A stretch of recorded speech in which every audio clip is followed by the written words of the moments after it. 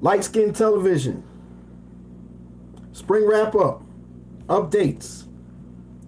With your brother Light Skin You, aka DJ Super God, the official turntablist of the battle rap community. Check out my show that goes live. Got a battle rap music radio show also going on episode 6. Got 5 episodes down this 2023 year so far.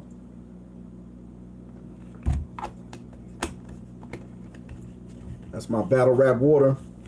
It's a game changer. Let's get into it. I'm going to take it back to last Friday, which is an important day in battle rap to me. June 9th on a Friday afternoon.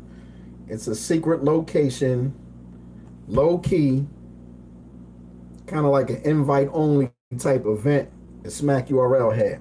It's the URL app exclusive. Mostly one round is one nasty 3-rounder. 3-rounder was very nasty. This event was important. I don't know when they're going to drop on the app all at one time, sporadically, one at a time, one per week. I don't know how the layout is, but the event looked great on paper. And I can't get on the league. Smack URL, they give plenty of opportunities. They definitely the leader in the culture for the last 13 years as far as battle rap's concerned, a platform, a league. They're the first ones calling themselves an actual league. So that makes it a sport, technically. I just, JB, P, Smack, Beasley, KD, Nunu. It's a corporation, you know what I mean? I don't put nothing on them when things don't turn out the way that we expect it to. The way they intend, people intended to turn out. It comes down to the rappers. You're prepared or you're not. You come to rap or you come to fight. You come to give a show, have a great performance, to give yourself some good content to put on the internet for people to, build your fan base, or you don't at this point. What are you in it for? Especially if you come to the biggest league. Y'all all been fighting to get on this league. Then you get on there and everything seems to go left half the time. Battle rap is getting more and more volatile. It's to me it's getting out of hand, man. But long story short, the event started pretty much on time. What they did is they went right into the face-offs for Gnome Impact. I'm not covering Gnome Impact on there because every blogger and everybody in the media covered that. I was there, I was live there. I got my interviews. I enjoyed my time. I enjoyed what there was to enjoy about it. Not talking about Gnome Impact. We're talking about the day before because y'all don't know about it. Nobody was there hardly. You know what I mean? It was less than 100 people there, and about 60 of them was battle rappers or people to work for Smack URL. So with that being concerned, y'all only heard secondhand information. You were not there. I've been quiet for a while, but the stuff that I was hearing on the internet was absurd. I had to even correct a few people. It was just a lot of people talking crazy about things they didn't see. You're just speculating and making up shit at this point. But I'm going to give you the real deal. Friday, June 9th, we're going to get into it. First of all, there was a battle that was not on paper. It wasn't on the flyer. It was added. They added a female battle to the card. It was Asi Amora, a rookie MC with only 2 or 3 battles under her belt. She had some good showings up in Flint, Michigan. A card up there. And with that being concerned, she's supposed to battle Lady J, who was a veteran, who was just coming off a viral stint on RBE. You know what she did? You know who she was battling? Tay Doe, Lady Brick. Long story short, they were supposed to battle. Beasley personally flew out Lady J. I don't know what happened with Asi Amora's flight, but somehow she did not make the event. I'm not going to kick her while she's down. I'm not going to say some things that I don't know about. I don't know what her situation is, but she did not successfully make it to Atlanta to battle Lady J, and they didn't find out. Lady J didn't find out till after her plane landed that day. She came to the event ready to battle, and Bees had to call her to the side and let her know, hey, you're not battling today. Maybe we can do it at a later time. Asia Moore couldn't make it for whatever reason. I don't know. I'm not getting all to that lady's business. It didn't happen, and from the interview that I had with Lady J at Bullpen Battle League 2 days later, Lady J said she will never battle Asia Moore. You only get one chance with her, and you can't spin the block. Lady J is a woman who's got backed out on about 7 times in her career, 5 times during the pandemic, and already once or twice this year. So it's too much. There's only a few women that get backed out on that much. I know Boogie Blue is one of them from upstate New York. She gets backed out on a lot. Queen P from Atlanta. There's a few. Cashflow Rizzy too. A few to get backed out on regularly. I don't know why that's the trend with certain women, but Lady J is about sick of it. She enjoyed a 3-day stay, in Atlanta, and enjoyed 3 different events. I don't believe she had to pay for any of them, so it's all good. She had a good time, a nice vacation, but she came to battle, and it's a damn shame. That didn't go down, long story short, y'all. That was a battle that did not go down. We did not get to see it. Lady J was pissed. I don't know how Asia Moore feels. I don't know how URL probably feels. It's something they threw together. They kind of dubbed it at first and then added it 6 days later. Asia Moore says she wants to still battle. They asked Lady J, do you still want to do it? We'll fly you out. 6 days preparation. She got it back together, and she was ready to rap. Never happened. That's one that didn't happen.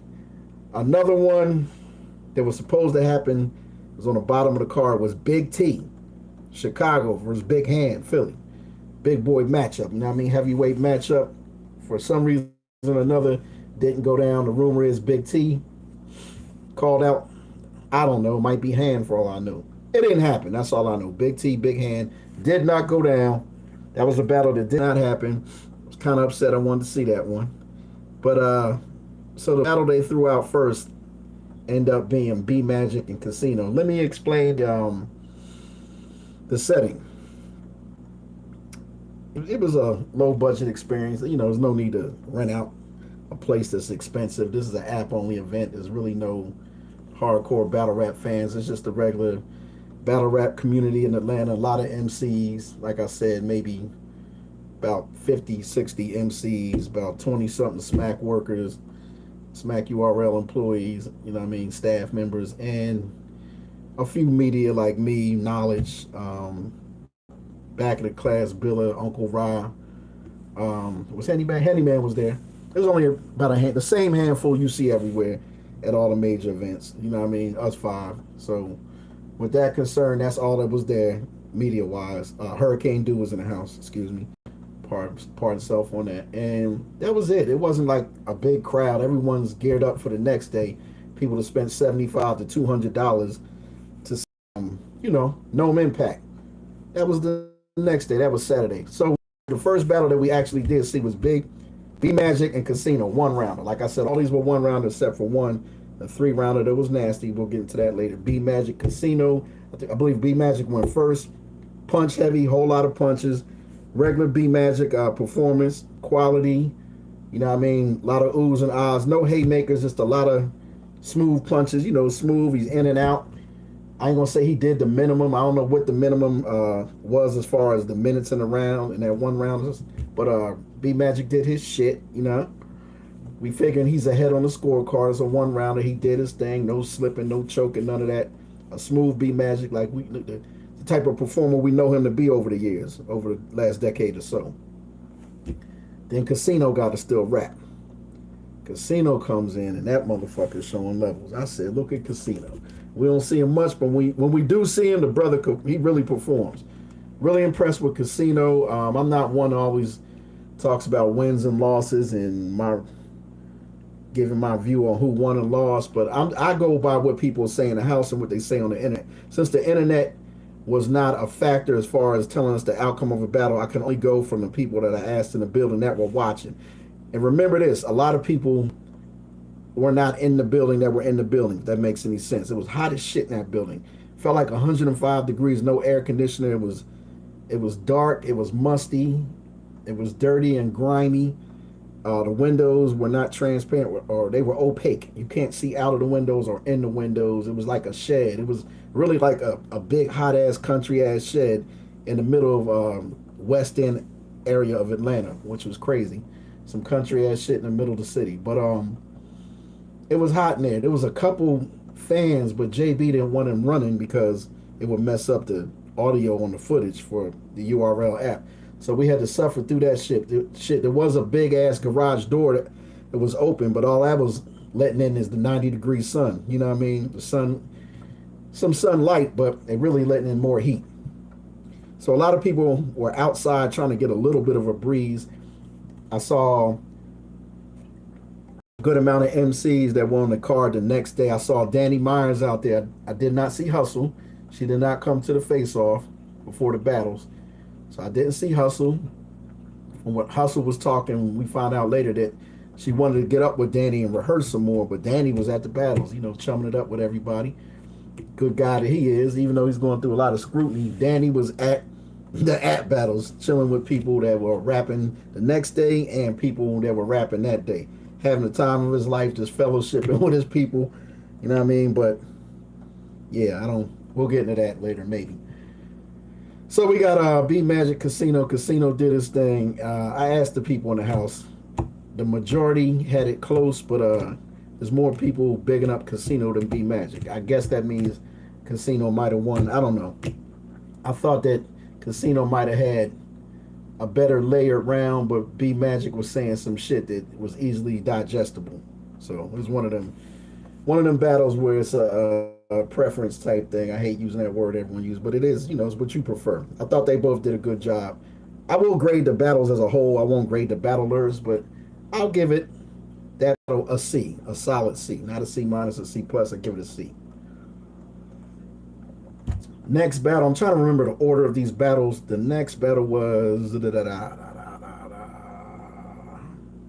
Chef Trez and Jackboy Maine.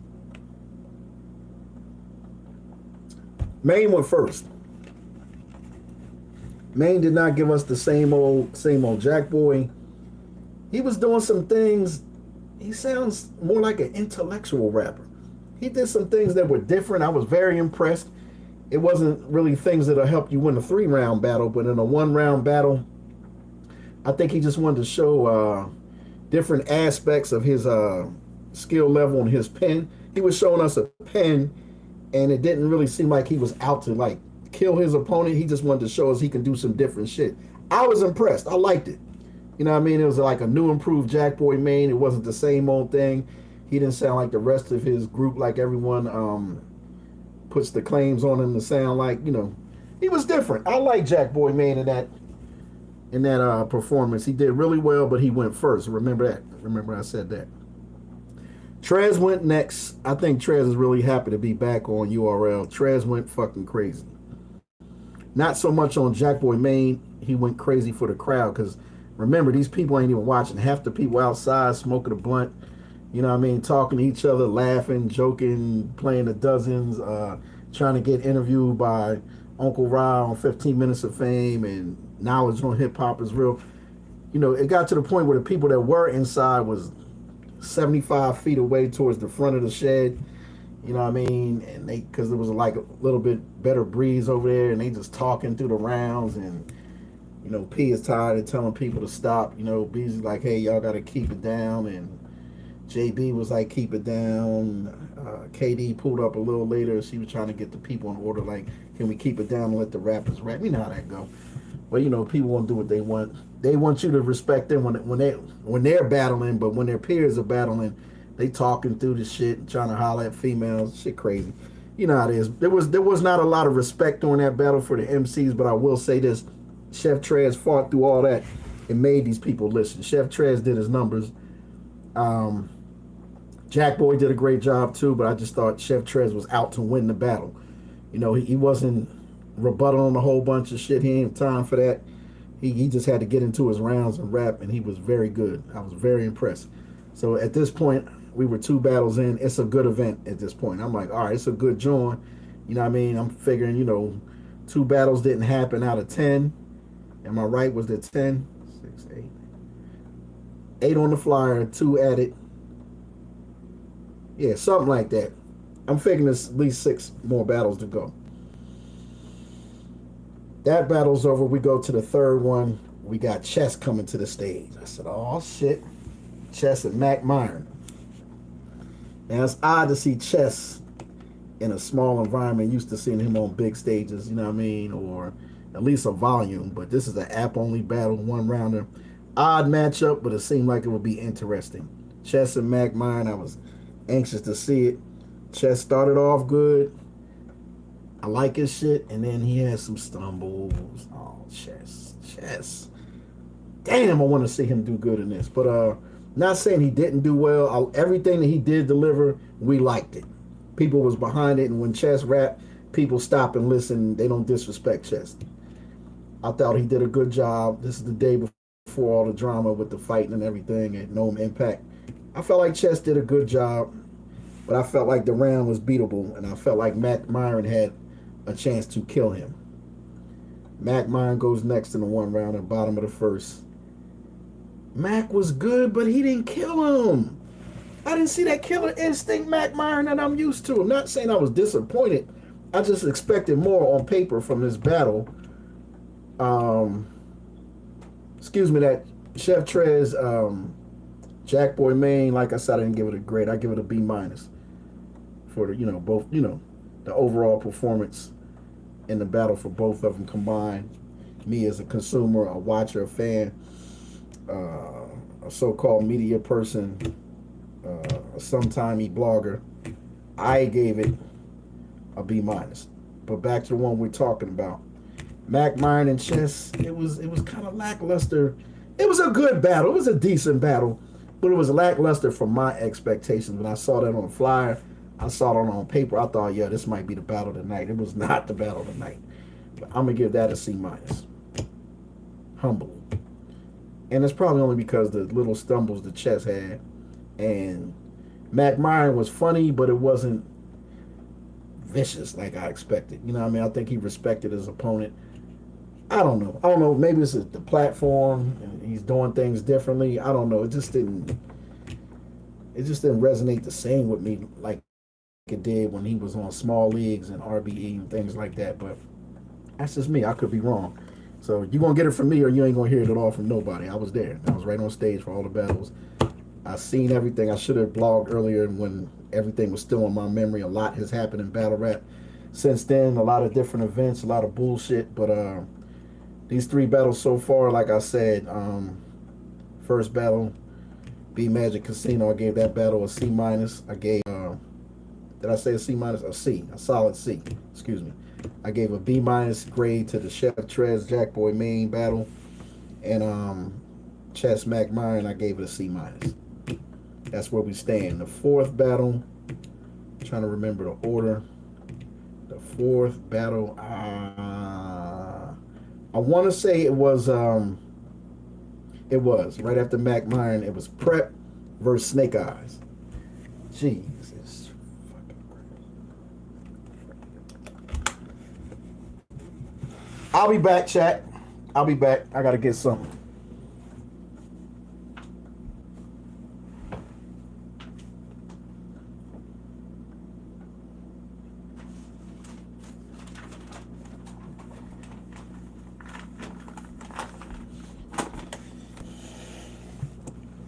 I gotta go get the paperwork. Prep. Prep goes first. Top of the first. I like Prep's round. I liked his round. He did well. I enjoyed it.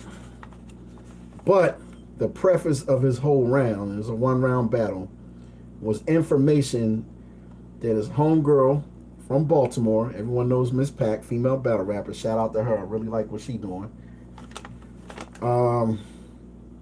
Information allegedly that Pac gave Chess to use against Snake. And Prep called for this battle. He wanted this battle. He wanted this matchup. And I think the plan was for Pac and Prep to bury Snake.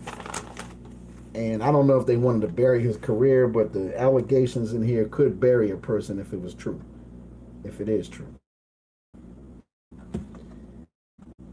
Prep, he pretty much was throwing Snake under the bus. He passed this paper around, Big K versus Adi Boom style. And I don't know if you can see it. Might be showing backwards for y'all. Yeah, it is. Dyslexic style, but first page is allegedly a telephone text conversation back and forth between Snake Eyes and Miss Pac after they had broken up. They were an item at some point. I believe they were an item maybe after the Bags and Body season last year, maybe late last year, beginning this year. I don't know the timeline of their relationship. I'm in it for the battle rap and not the bullshit anyway. Second page, this is what we see. A picture of a stabbing. Cash apps. Cash apps from Miss Pac. Upon reviewing it, what I got out of it, what others got out of it, was that they were in some type of affectionate relationship of some sort. And the allegation is that Snake Eyes at some point tried to take the punani, or did take the punani. I don't know. I don't want to get on to this, but it's important for me to cover because it was the main part of the battle, at least for Prep, for both of them, for Prep at least. I guess Prep is just the messenger in this situation, and he's using this as an angle to beat Snake Eyes in the battle and potentially could destroy somebody, man, if this is true. The rebuttal to that for Snake Eyes is he's basically saying, you're trying to put these allegations on me. I'm a man who's done some time in jail. My record is clean. I'm a free man. Don't put that on my jacket. You know, actually, Miss Pac, allegedly, you stabbed me. And I got the stab wound to prove it. Said, you stabbed me and I got footage. Shit sad for real. You need help and the world will know the real when I release these videos. And then she comes back. So didn't you rape me? Then there was a photo with the arrow, but they never clicked on to that part. You know, they didn't show the actual photo. I don't know if it's proof of rape. I don't know what it was. Then it says, my mom, etc., got footage and the culture will know everything. So let's see who they believe. This is what Snake, with that rat shit. This is what Snake is saying to Miss Pac. Miss Pac was like, yo, just send the bread so we can move on. And then, yeah, I'm just going to skip to some stuff.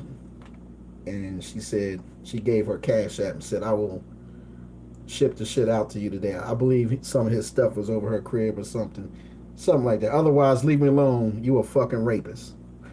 Oh my God, that's a lot, man. That's a lot to put in a battle. Come on, Prep. But I told Prep after the battle, I still respected his round. I thought he did a good job. And I'm gonna tell you, the crowd was already not really listening to either one of them in the beginning. But when he started passing shit around, some people start coming back in the building being nosy. They want to see what's going on now. So Prep passed that around. People start grabbing it. They read about a paragraph of it, folded up, put in their pockets, threw it behind their back, gave it to someone else.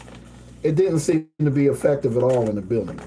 Not as far as, you know, what I saw visibly and physically. It didn't seem like nobody was shook by it. They kind of like shrugged it off like it's not making sense to me, or I don't believe it. I don't know. Nobody was like, oh, this is it for Snake Eyes. It didn't seem like that. So Snake Eyes still got a rap. His fucking back is to the wall now. Snake Eyes been through a lot in the last 2 years in battle rap. His name dragged through the mud and controversy, wins, debatables, almost wins, judges kind of like taking battles back away from him that he won. A lot of crazy shit, you know what I mean? Him, Tone, bro. I didn't got to get into it. But he's much maligned, but always in the news one way or another, always active, always on the internet, great promotion. Snake Eyes got to go. At this point, your back's to the wall. Let's keep it real, Snake. Your back is to the fucking wall. It is what it is. You know what I mean? Um, it ain't look good. It ain't look good. The Snake still got a rap. Snake raps, and he goes ape shit. This one of the best Snake Eyes performances I've seen in at least 2 years. Snake go ape shit. He was undeniably beating Prep at this point. And Prep had a good round. He wasn't trash. Prep was good, but the angle took up, more than half his round. No, Snake was just nice. Snake was nice. His round was aggressive. He was wild. He was angry too. He's really upset. Later on in the interview and on Angry Fan, we found out he claims he wanted to, during the battle, punch Prep in his face. That'd have been ugly. That wouldn't have been a good thing. So long story short, that didn't happen like that. That didn't go down like that. I think I don't give much wins and losses as far as my opinion, but Snake won that battle. Snake won the battle. That is what it is. I give the whole battle a B plus. It was a good battle. It was a solid battle. You know what I mean? At least woke the room up a little bit. People start coming back in the building to watch. The fifth battle that transpired was, I'm trying to remember, was it Snake? Stumbles went next. Stumbles in Your Honor. The betting man would say Stumbles has problems getting through rounds. Your Honor has the same problem.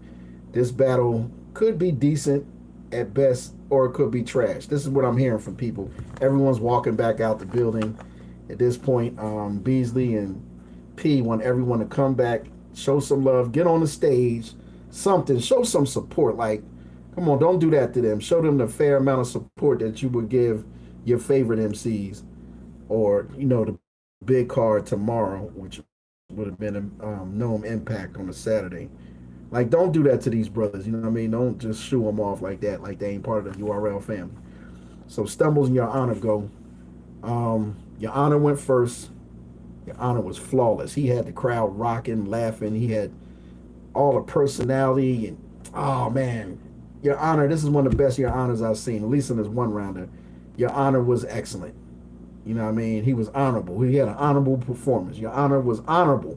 Great performance from Your Honor. At this point, 5 battles in, I got this as battle of the night at that point. You know what I mean? Your Honor did a great job. Smooth, clean round. Like I said, very entertaining, thought-provoking, great battle by Your Honor.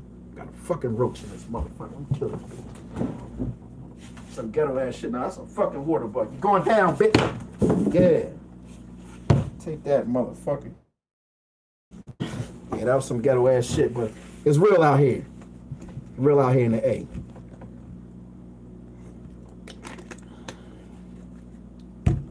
Back to business. So, your man still gotta go, Your Honor.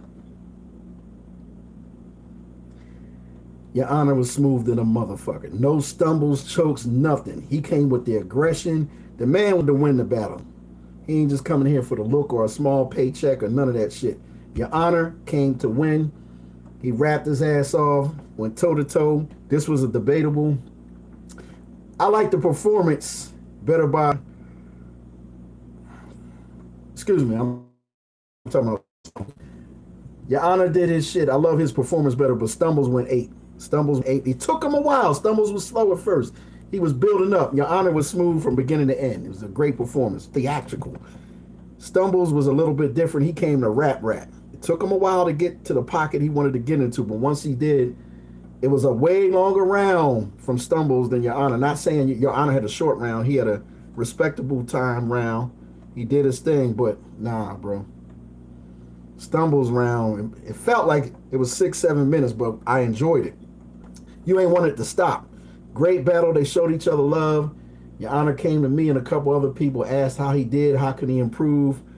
You know what I mean? I'm like, yo, you don't need no improvement if you do that every time. We loved it. You know what I mean? Great battle. It could have been on a big card. You know what I mean? 3-rounder or something. Great performance. I loved it. I love what Stumbles did. I love what your man Your Honor did. I gave the battle A-. Gave the whole battle A-. Dope shit. The sixth battle, boom, boom, boom. Big Team, Big Hand didn't happen. Lady J and Asiamura, that didn't happen. B Magic Casino, would I give that a C? Prep Snake Eyes, Stumbles Your Honor, Chess McMyron. Yeah, so there's two left. Two left. JC.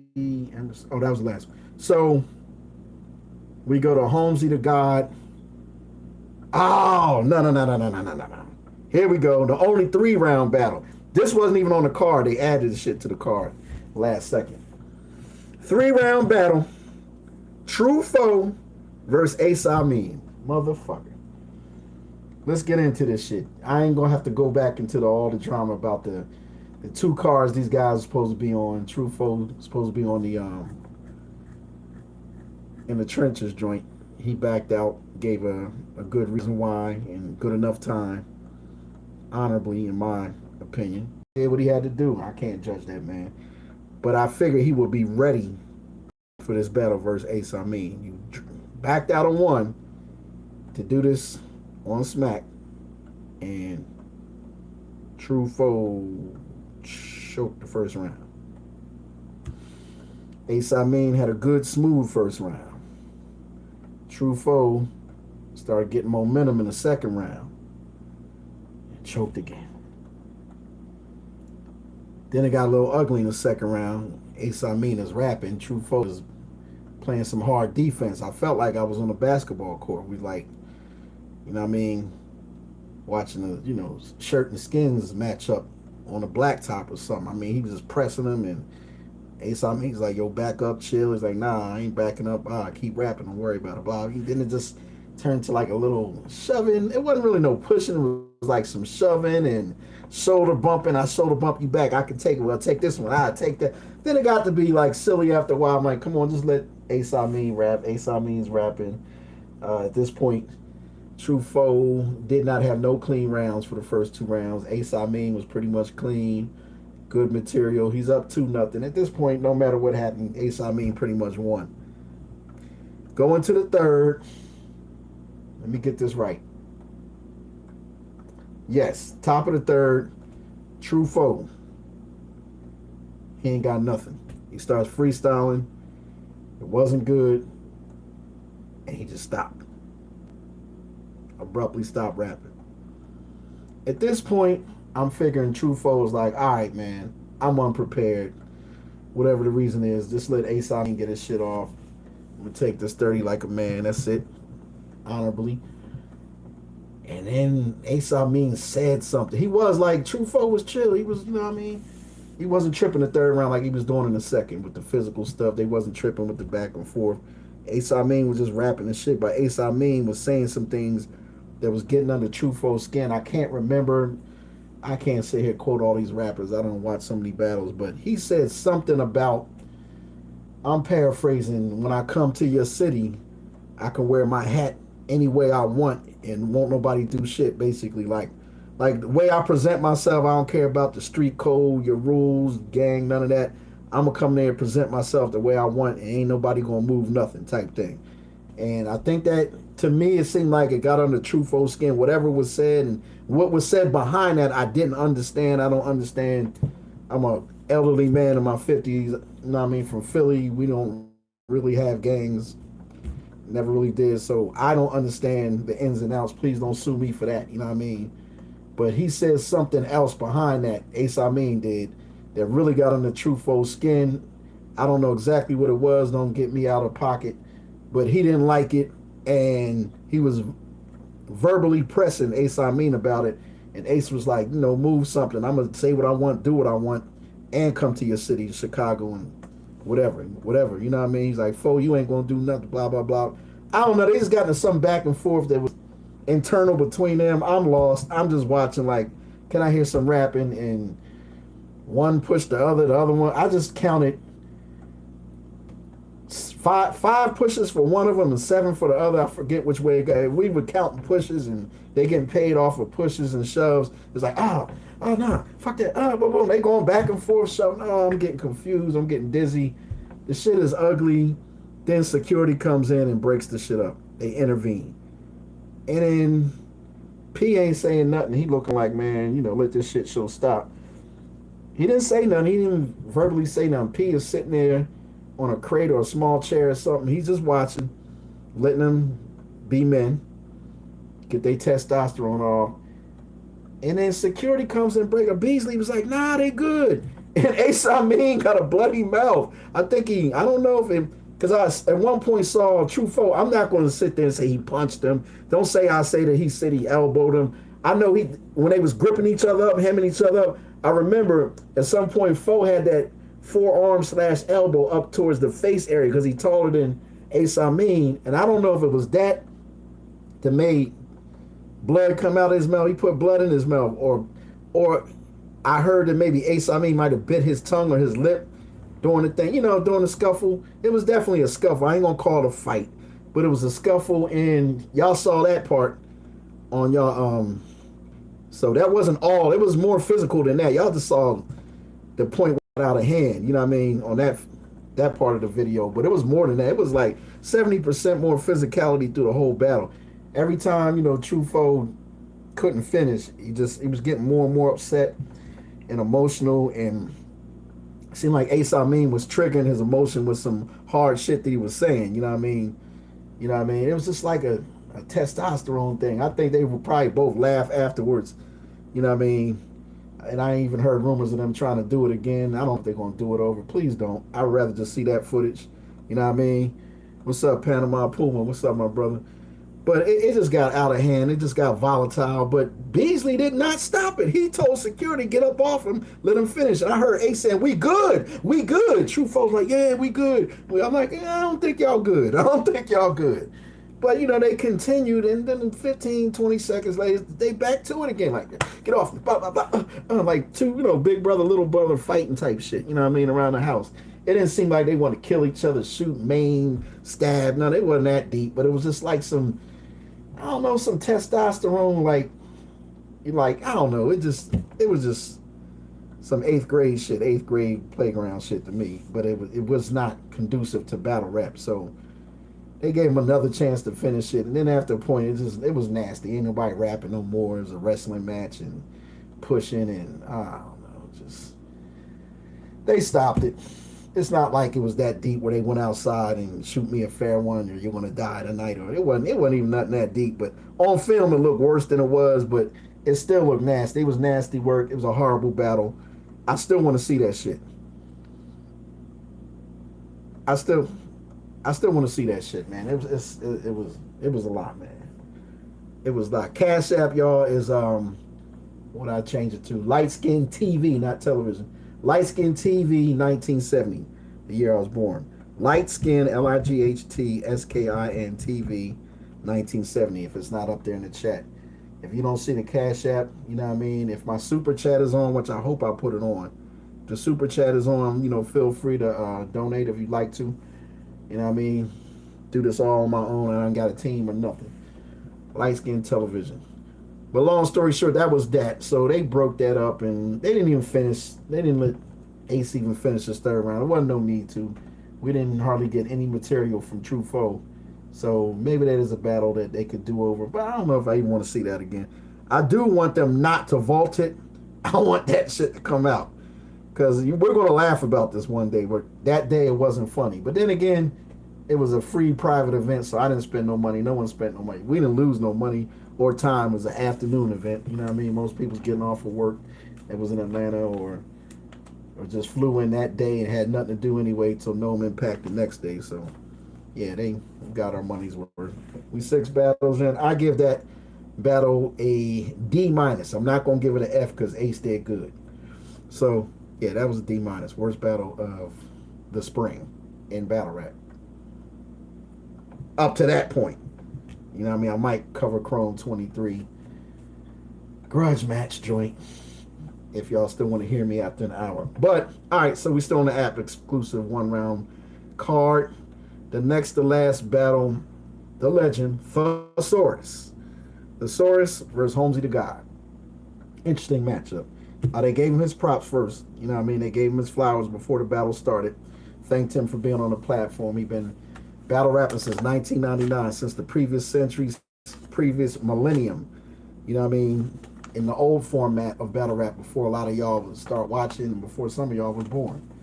The source was already around, gave me a great interview, talked some grown man shit. The source went first.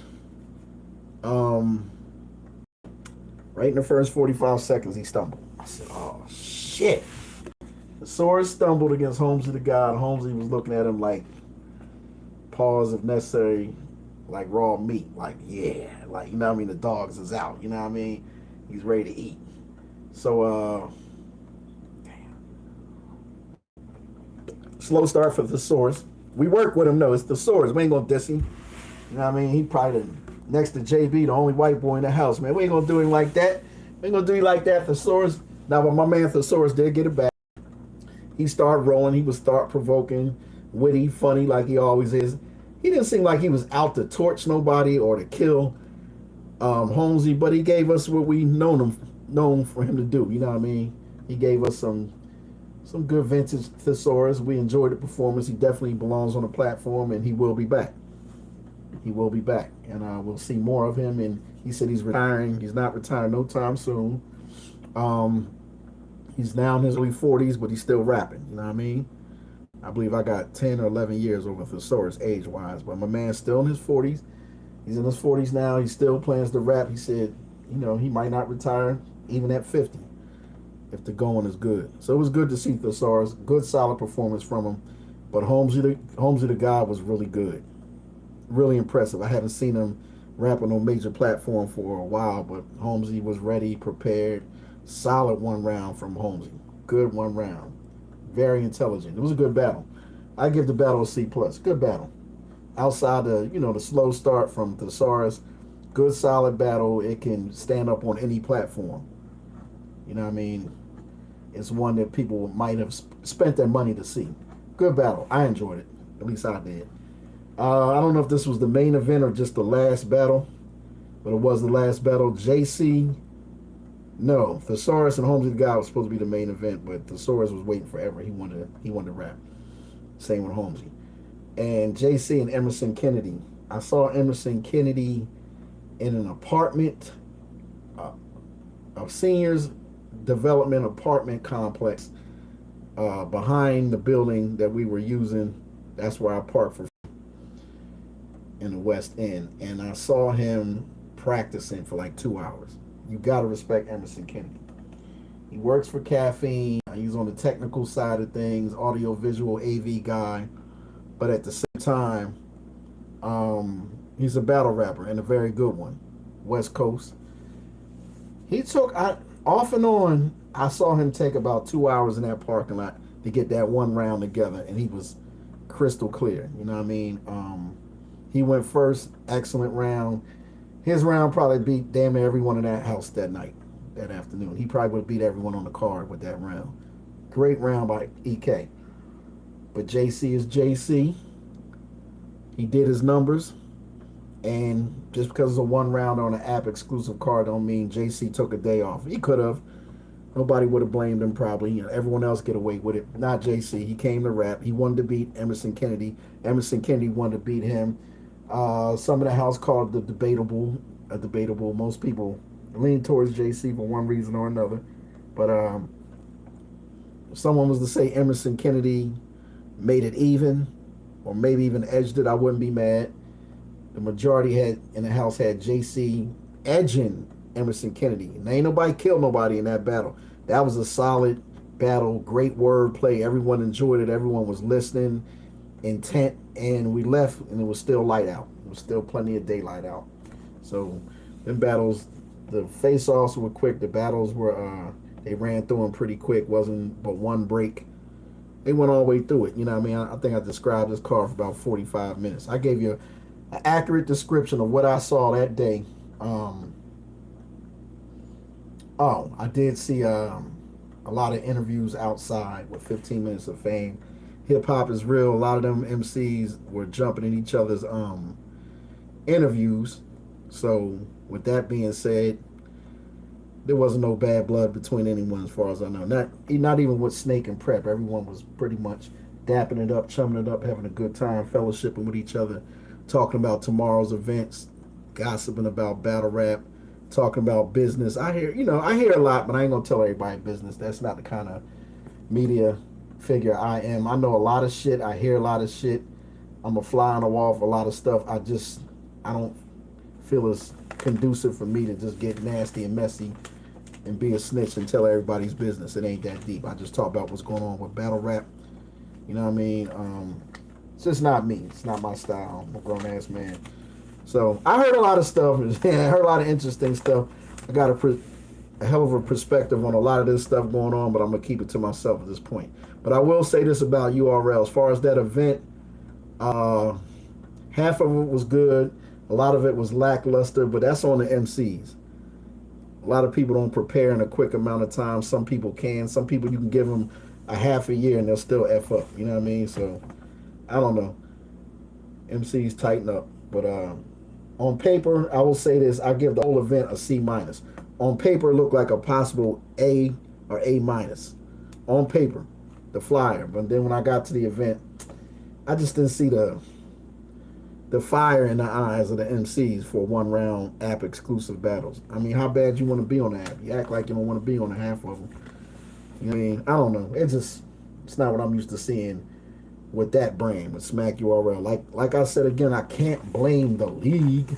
I can't blame the people behind the scenes. They don't do the rapping. Like, they gave you the opportunity. They fly you in, feed you, damn near clothe you, lodge you. You gotta rap. You gotta rap. I see the small leagues do it all the time. Some people can't rap well, some can, but the most of them give it the effort. You know what I mean? A lot of them ain't getting no money. Some of them gotta pay the owner to rap, but they come and rap their ass off as good as they can. They do the best they can. I don't know. I didn't see a lot of fire out of the MCs. I didn't see a lot of what's the word I'm looking for? Determination. I didn't see a whole lot of determination out of the MCs on that platform at that event. But needless to say, like I said, it was a exclusive joint and it was private, and I, just honored to be there as usual. I'm always at these type of settings. I still had a good time. I just was kind of disappointed in some things that happened, at the event. But I'm looking forward to No Impact the next day. And I kind of it was a nice showing. The league did all they could, but even then, some of the performances weren't up to par. I guess I didn't like some of the matchups at No Impact. I'm not going to get into No Impact right now, out of death, but I give that whole event a C minus too. And I put that on the MCs and a lot of stuff that's happening outside of rapping there. I don't know. It was a great effort by the league, Smack URL, but both events were average at best as a whole. You had your high moments, your low moments, your average moments, but and I don't like how the crowd in Atlanta did Overhead. That was horrible, disrespectful. But I'll move on from that. Day 3 is Sunday. A lot of the Smack URL rappers and the whole staff came out to John's event, Bullpen Battle League, the same place where they filmed the Blue Room, the Red Room for Bags and Bodies, Blue Room for RBE. Also, Atlanta Battle Rap League started it off over there. A lot of leagues come through there for you recording studio, but they didn't do it in where they have the Blue Room and the Red Room. They did it across the hall where Bags and Bodies started out season 1, and where Atlanta Battle Rap League, Atlanta Battle Rap does their joints on that black stage. We called that the Bull Room. That was an interesting setting, and an interesting event. At the end of the day, the card was called Rec Room Reloaded. It's the second Rec Room. They did it before in the past. This Rec Room consisted of first battle was PC versus Bonus. Second battle was it Bars Major? Was Bars Major versus Lotta Zay. Third battle Reggie P versus Flacco L. I got the order wrong though. Lady Caution versus Ash Cash. Last battle was the main event. Loso versus Super Black. Let's get into it. Nice setting. First thing John said, we ain't doing no dark lights. He said, I want the bright lights. Ain't none of that red room and blue room and all that. You know, we ain't biting over off of no one else's platform. You know, we're gonna have a very well lit lituation going on here, and that's what we got. You know what I mean? Nice turnout. Nice turnout for a little small room like that. It was the same turnout they always get. So I'm not going to say there was 200-300 people there, but it was over 100. They packed over 100 in that room. They got about 100 in there. Great event. We had fun outside. A lot of stars showed up. You know what I mean? A lot of big names. You know, like I said, the URL cast was there. O-Red was in the house. Shotgun Suge was supporting. A lot of cats was hosting. Clone was there. E Hart was there. T Top was there. Who am I leaving out? Tay Rock, of course, was there. Or Lady Caution performing. A lot of names. Who else? We seen Hurricane Do in the house. We had Henny Man was in the house. The whole Battle Rap Trap was in the house. Shout out to them. We all backlit. Battle Rap Trap. We all backlit. I love when he say that shit. Yeah. My man Henny was in the house. Back in the class, Biller, Hip Hop is Real. Shoot, the Riot Movement was there. You know what I mean? One of the owners of the Riot was there. Romy Rome. I sound like Charlie Murphy when he was running down them old stories about who was there with him and Rick James. Yeah, the lady that was on Soul Train with the Asian long hair, she was there. He was there. This one was there. AC Green, his big ass is in the house. But yeah, it was great turnout. Great turnout. The regular bullpen heads was there. The Shake the Rankings cast was there. Shake the Rankings, if you don't know, it's a group of people that blog after periodic times during the year. They blog about where the top 10 or top 20 rankings of all the bullpen battlers, where they fall. They look at the last list that they compiled and what happened in between. And number 7 might have shook up the rankings. He might have dropped after a bad loss to number 18. And number 16 might be number 3 now. But they shake up the rankings. You know what I mean? And Saya boy, Family Man Hayes a family man. I believe he spearheaded that in the beginning, if I'm not wrong. Shout out to Kizzy and EJ and Crazy and everybody on that staff that shakes the rankings up. But you know, that crew was in the house. But we get into the first battle. I talked y'all to death about it. We got PC and Bonus. That was 7 days ago, so I hope my memory's still intact. I remember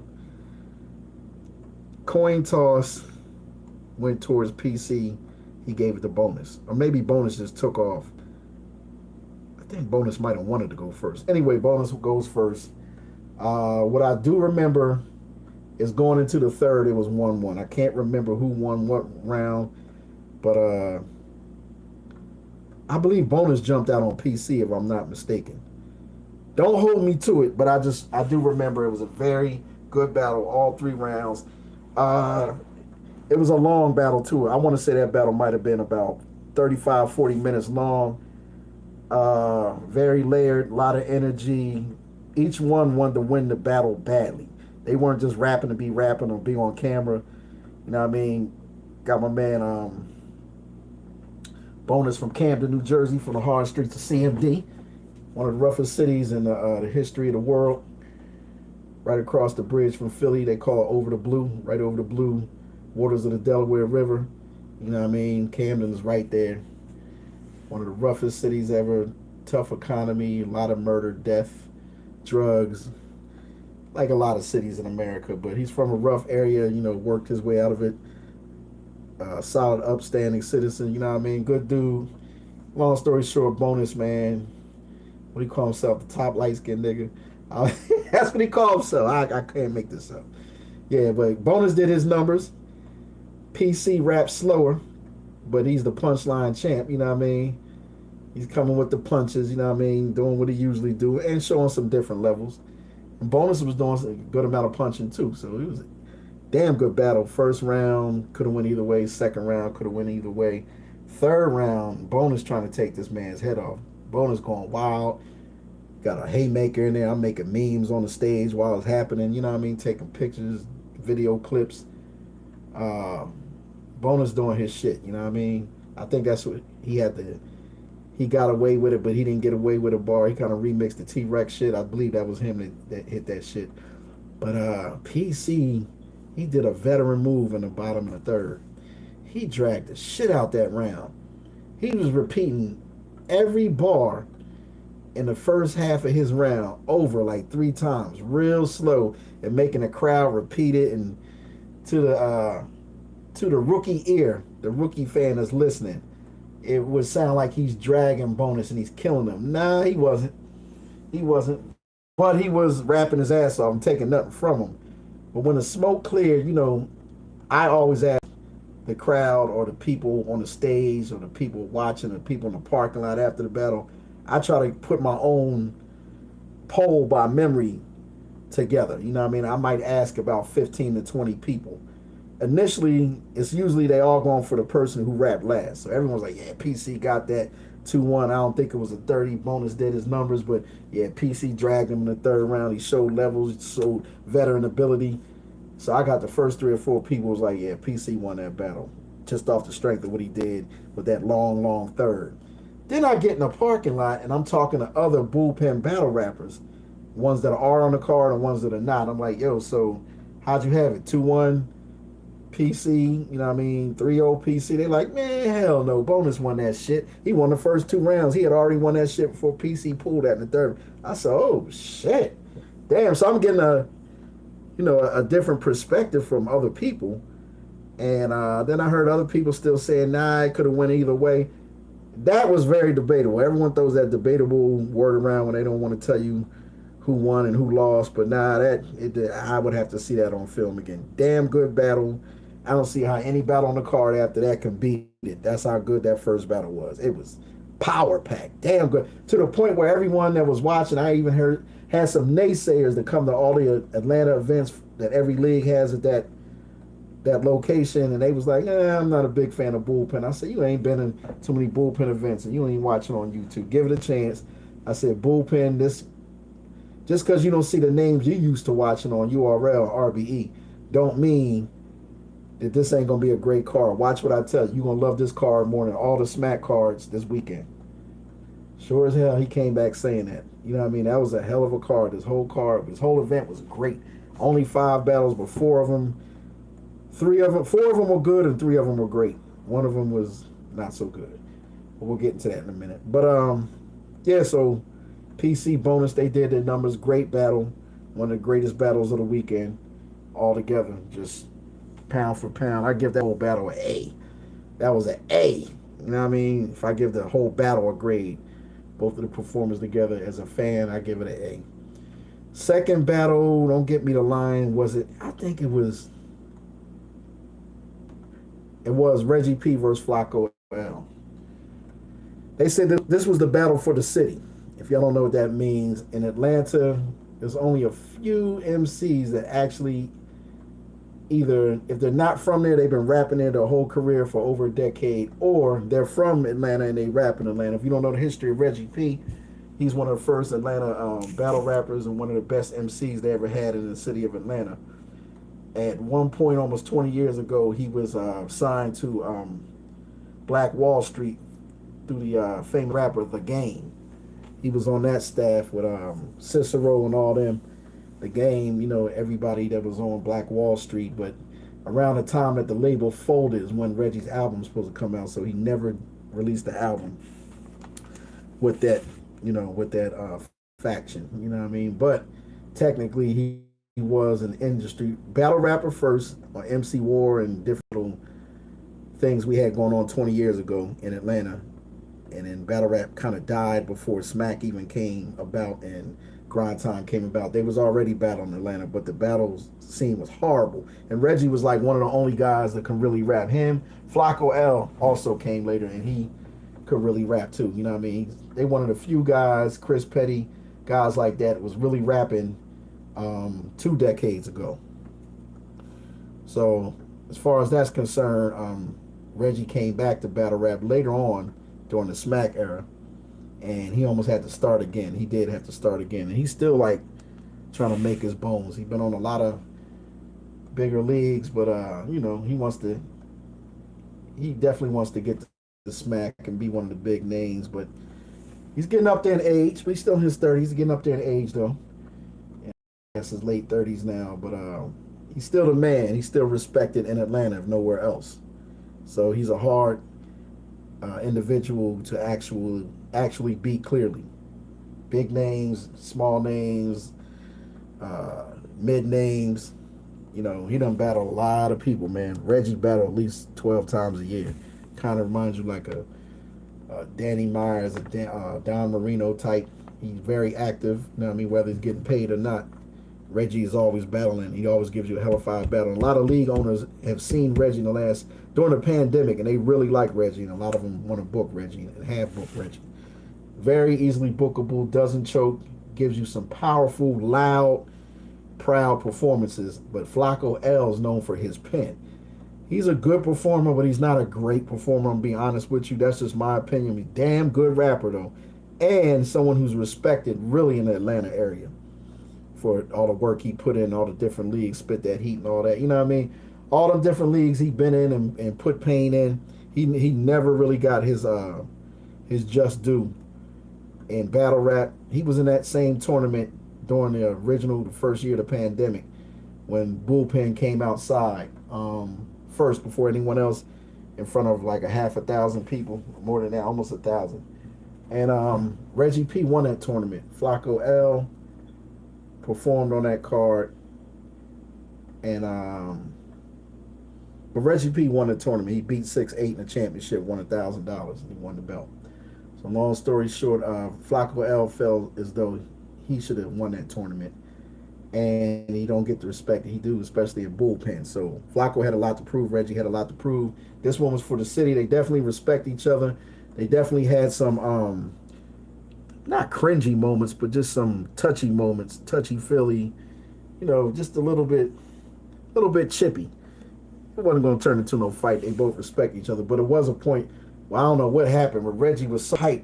He grabbed Flacco. Flacco about 6'7", some shit. He grabbed Big Boy by the arms. Reggie had to reach up and grab him, just held him. Then Reggie had to look at himself like, what the fuck am I doing? They both just, they didn't bust out laughing, but they kind of laughed. And Flacco was like, I get you, man. Just rap. Don't worry about rap. Keep rapping. You know, Reggie went in. I think Reggie had the most energy. Reggie had more haymakers, but I think Flacco might have walked him down slow with a better pen that night. Flacco had the pen. Reggie had the crowd. I seen people going up to Flacco L telling him he did a great job, but I've seen most of the Smack URL rappers that was in the house. You know what I mean? The Smack MCs was like, yo, Reggie P, dope, bro. I like what you said here. They was giving him his props. I saw Flacco walking out the building. He said, you know, Reggie got some things to work on, but he nice. I appreciate Reg, but, you know, that was a 3-0 for me. A gentleman's, but he got some things to work on. Then in the same token, I heard 2 minutes before I left, I said, Reg, you know what I mean? Great job, man. You know, I edged you, man. I gave it to you, man. Flacco was the shit, but I gave it to you, man. You got it. Then Reg was like, yeah, Flacco did good. You know what I mean? It was a gentleman's 30. I said, here go battle rappers. Everyone 30'd each other. Nah, but really, you can call it debatable because I asked people, a lot of people had Flacco. A lot of people said Flacco edged that shit. The pen was just better. And some people said it was undeniably Reggie, especially in the second and third round. He took it back from Flacco. Flacco jumped out first, you know what I mean, outpenned him, and then they said Reggie just outperformed him, and you got to watch it again. Some shit Reggie said was crazy. The people with the best opinion, the biggest opinion, was very floored by Reggie, and they respected Flacco also. So it depends on what you look for, you know what I mean? A lot of people that are bullpen related said it can go either way. Some of them said Flacco, a few of them said Reggie. People who were just fans like Reggie gave a better performance. I understood him better. It wasn't as layered. He was talking that real Atlanta street shit, you know what I mean? Some straight up shit we all can digest and respect and understand, and it hits your soul better. You know, Flacco hits your ear palate better. Reggie hits your soul. So it depends on what you want. I think Reggie gave a better show. Flacco might have gave a better pen. So I don't know, however you want to call it. I don't care. It was a great battle. I get that motherfucking battle A-. Loved it. Great battle. Third battle. They were going to go into Lotta Zay and Bars Major, But Lady Caution was ready to go right then. I interviewed Ash Cash. I asked her what she's doing different against Lady Caution that she hasn't been able to be successful with in the past against other MCs as far as finishing her rounds. She said, she corrected me. She said, I don't have any problem with preparation. I'm great at rhyme prep. She said, I just got, to be honest with you, a great case of stage fright my whole career. She said, it don't bother her in acting and shows, movies, plays, but when it comes to battle rap, that's something she got to get over. And she said, she feel like she fixed it. She got up there, started her first round, was doing good. Lady Caution went first, top of the first, and went ape shit. There was a point where Tay Rock told Lady Caution, hey, you come here, and kissed on the lip, gave her a passionate kiss on the lip. I said, that shit, that's some shit you don't see in battle rap. I respect that in battle rap. You don't see it, so that was kind of cool, you know what I mean? So they had that little, you know what I mean, steamy moment kissing in front of the whole crowd. That was something different. And then it was Ash's turn to go. I'm in Ash's corner. I see Malcolm over in her corner. And Ash started rapping. And then she didn't have it. She was stumbling. She tried to get through it. She was like, round, time. She gave it up.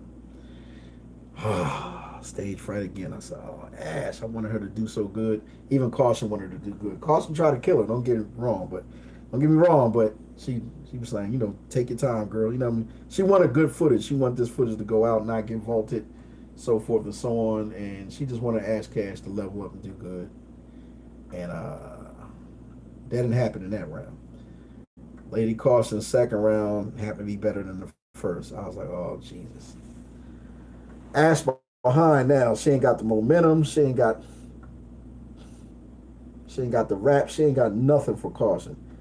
Ash come back in the second round, starts off slow. Then she start dumping. I said, okay, Ash, oh shit. We got a battle now. Caution liked that shit. She was like, yeah, you know.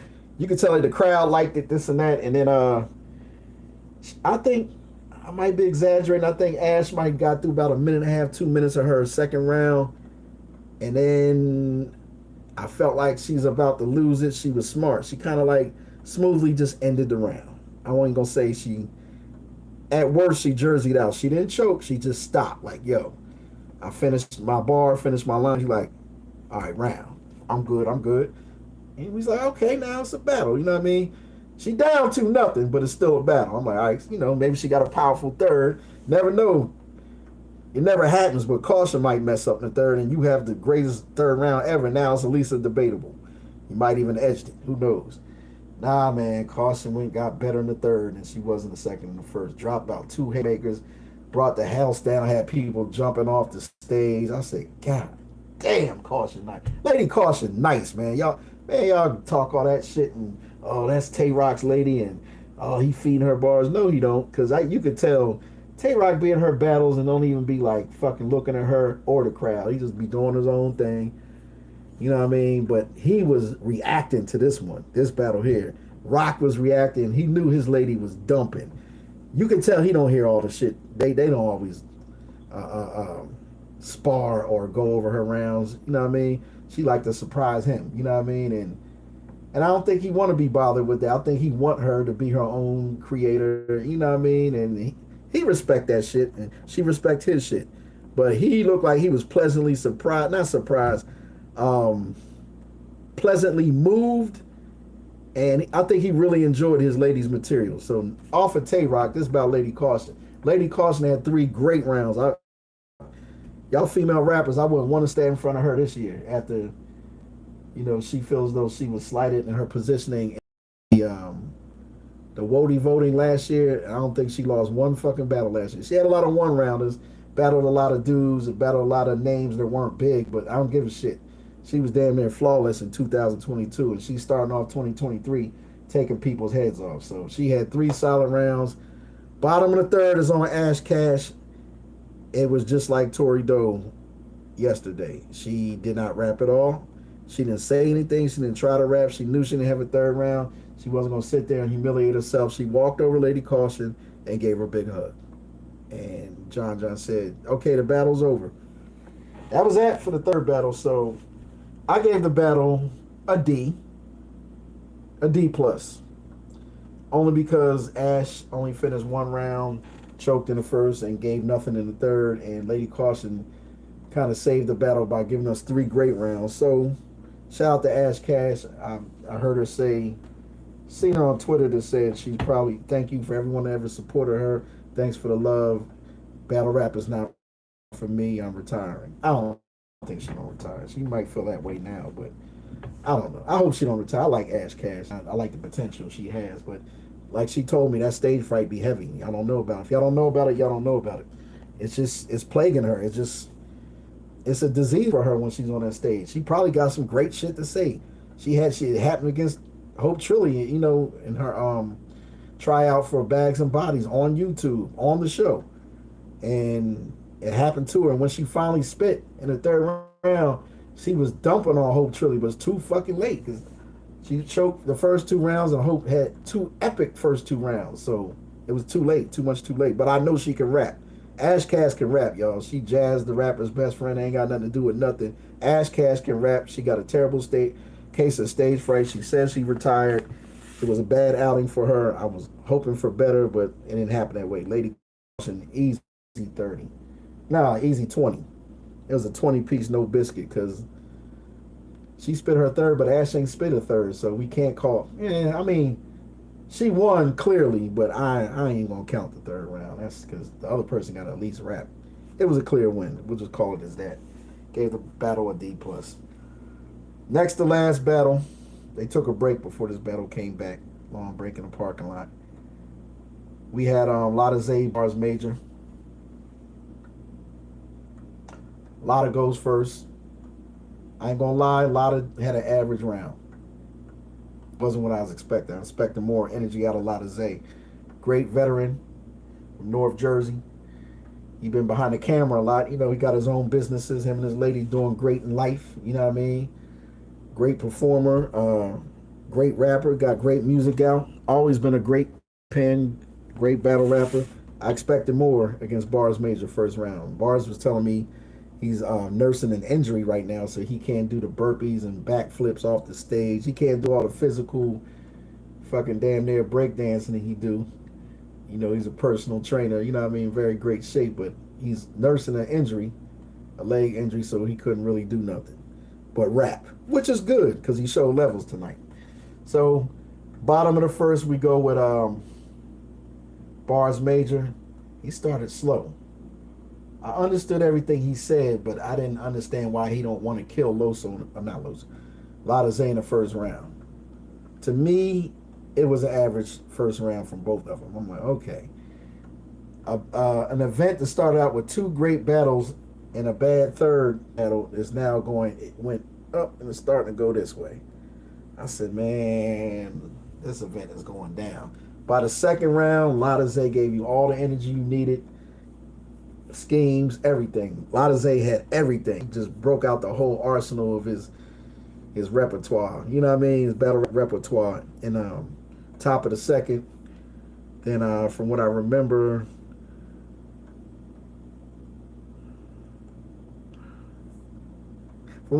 Bars Major was more energetic, and that was another close round that could go either way. They both, to me, up to that point, did their best rapping in the second round.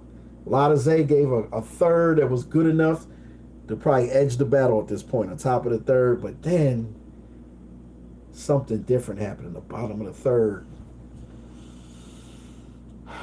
for Bars Major. He sacrificed the bottom of his third round. He sacrificed a potential win to talk about some real personal heart-touching shit involving it was a deep scheme and some deep information about his lady recently delivering a baby, and at one point in a hospital during the childbirth process, she died for about 20 seconds. Flatline. And he said even though he was alive, he thought her and the baby were dying, and he's dying with them.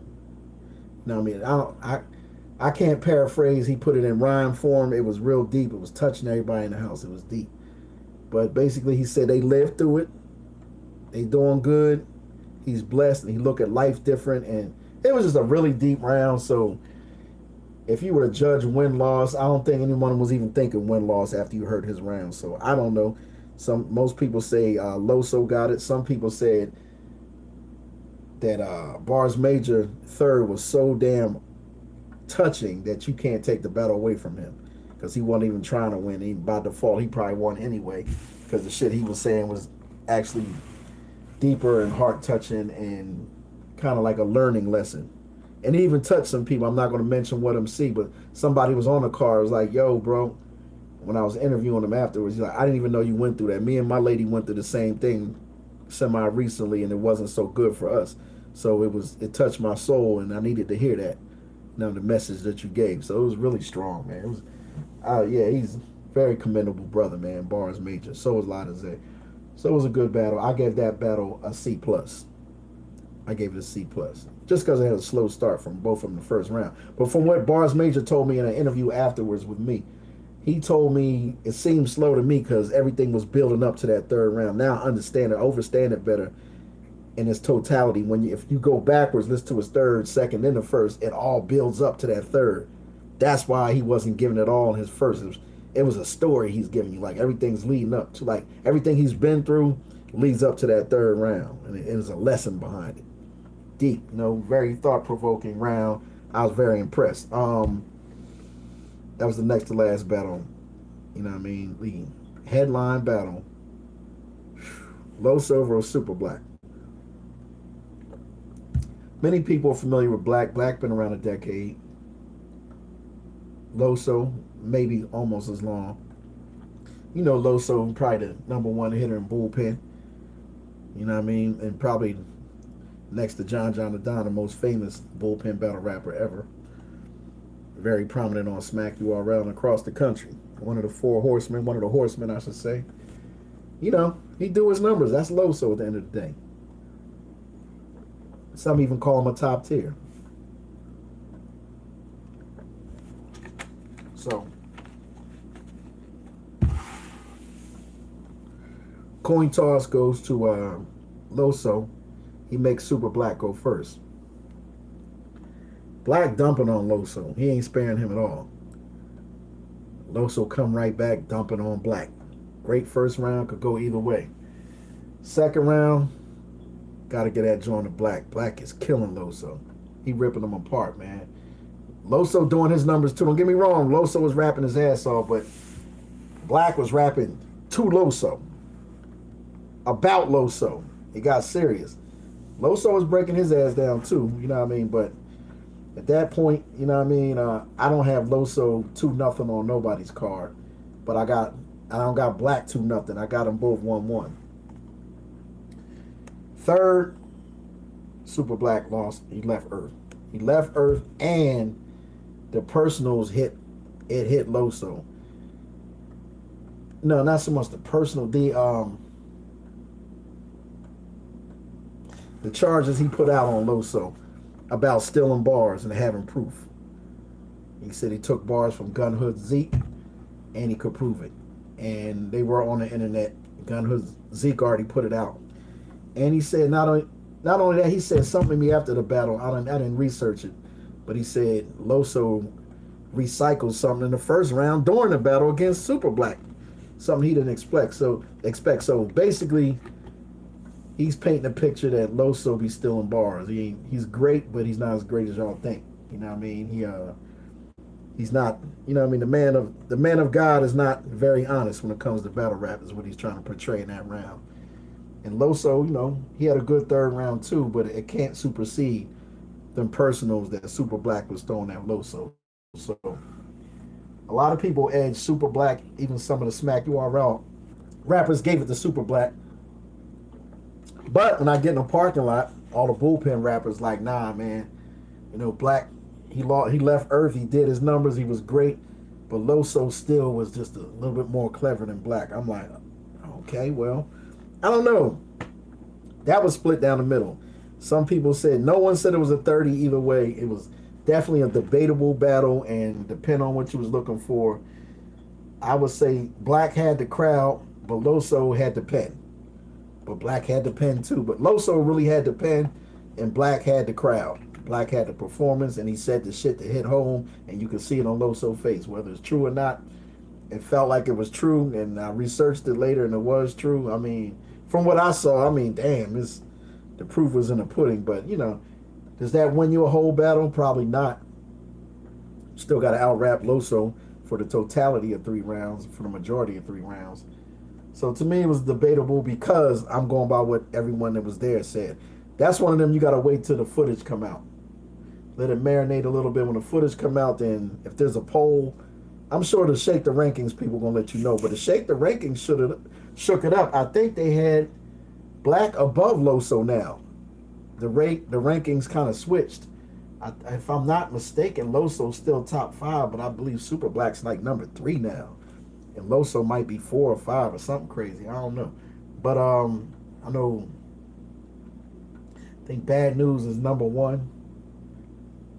I don't know the new rankings by heart. I think I got it on my other phone. But yeah, Shake the Rankings is very interesting. I don't think they only did the top 15 for this the end of the spring, for this month.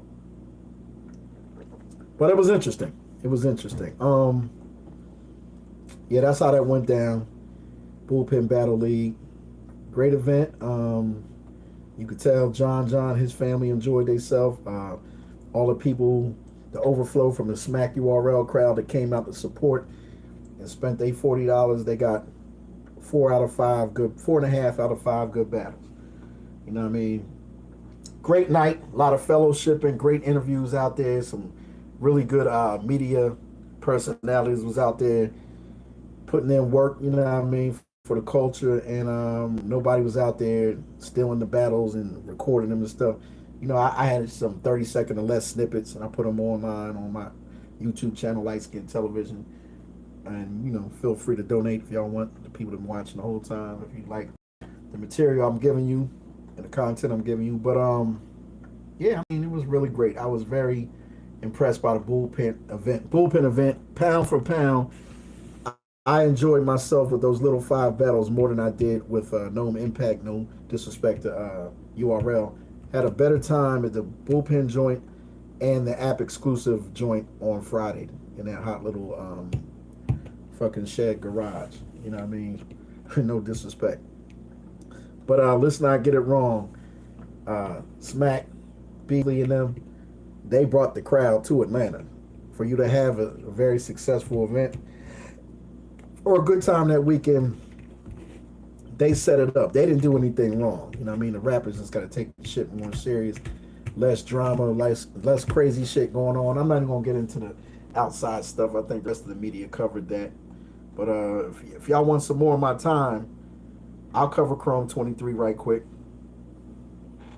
Might as well. I'm going to break down this footage anyway. Oh, I do have Shake the Rankings. If y'all want to hear the rankings, the up-to-date rankings from the Bullpen Battle League media staff, which is Tyree, Kizzy, my boy AJ, and PG Skillet, who's also a battle rapper and a very good one at that. Down with Bullpen from the DMV area, or close to that area. Shake the Rankings. Number 1 Bullpen Battle League rapper right now. Number 1. Out of it, this is the top 10. Out of about 50 of them that come in and out of Bullpen, 30 of them may be solid or actual members of Bullpen Battle League rappers. The top 10 right now, according to the Shake the Rankings group, staff, Bad News is number 1. With his Bags and Bodies fame. Clone, who owns his own league, a great league within his own, Wartown Battle League, down there in Warner Robins, which is Wartown. Down there where Fort Valley State University, HBCU college is down there. Also right on that campus. And Warner Robins is also a military base. That's why they call it Wartown. Wartown Battle League. Based out of Warner Robins, but they do half of their battles be at Macon, Georgia, which is not as far. Maybe an hour and a half from Atlanta. I've been to both towns to support Wartown. Clone runs a great league, great owner, great battle rapper. Came a long way, especially since he got out the, since he's a free man, let's put it that way. He's doing even better. Been on all the major platforms, RBE, been in that tournament for King of the Dot, been on URL. He's done it all. The Riot, he do his numbers. Clone always upsetting one of your top tiers, and they brushing under the rug like he ain't do it. Country boy doing his thing, you know what I mean? From Duval all the way through middle Georgia, central Georgia. But Clone's number two. My man D Flames number three. D Flames number three. Super Black is above Loso now after that battle. They put Super Black over Loso. So that shows you the Shake the Ranking staff thinks that Super Black edged Loso in that battle on last Sunday night, 7 days ago. Moving right up the rankings is the Bullpen Battle League tournament champion, the $1,000 winner from 3 years ago, Reggie P. Reggie P is 6th behind Loso. Loso's 5th. So it's Bad News Clone, D Flame, Super Black, Loso, Reggie P. Top light skin nigga, bonus. They got bonus at 7 after battling PC. I don't know if that tells you one thing, one way or another. Maybe the staff feel like bonus beat PC. I don't know if that's the reason why he moved up so high, but he's at 7. 7J, who be putting in work, he even upset Calico. He beat Calico on the major stage. One rounder, but he still beat him. 7J is number 8. C Money ain't been battling. He only battle about once a year on Bullpen, but his battles be like so memorable. C Money so great out of here. C Money still in the top 10. He number 9. And my girl comes in at number 10. You know what I mean? First lady of Bullpen after her great battle against Shuni the Rap on a major stage. Cashflow Rizzy's number 10. Cashflow Rizzy, number 10. From out of Virginia by way of Atlanta. But Cashflow 10. You know what I mean? Bad News, Clone, D Flame, Super Black, Loso, Reggie P, bonus. 7J, C Money, Cashflow Rizzy. In that order, Bullpen over bullshit. It is what it is. I'm going to go to the grudge card.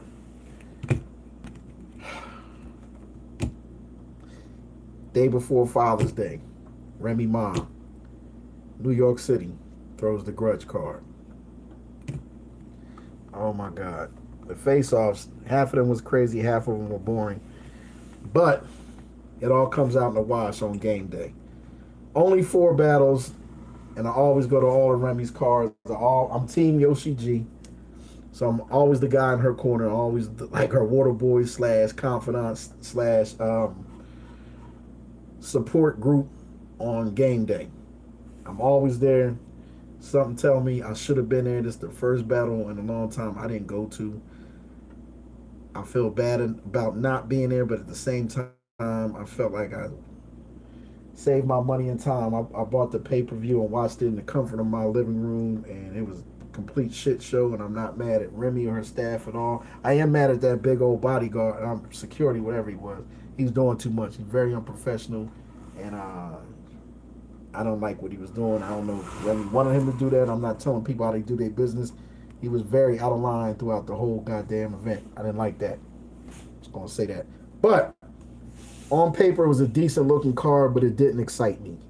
She's thrown better events and had a better looking card. I didn't like it. These matches were random. A lot of the ladies that have been putting in work, they don't have as big names that are doing better. I have a better trajectory right now and last year than some of these women on the card felt like they should have been on there, and they're all over the internet talking about it. They say some people are wasting slots and chances on such a major prestigious female-based league like Chrome 23 ran by Remy Ma, the famous Remy Ma. They feel like they deserve to be on there over some of these women that's getting these looks. Sometimes I agree, sometimes I don't. But on paper, I never liked this card, and I didn't go. And I don't like major leagues throwing events with only 4 battles. It's a recipe for disaster. You understand what I'm saying? And I don't mean the battle rapper. Because with battle rap nowadays, since the pandemic started, it's been different. You're lucky if 80% of the battles actually transpire and go down on game day. Now, when you're only having 4 battles, all of them ain't happening. One of them ain't going down for one reason or another, or it's not going to be completed, or someone's going to choke.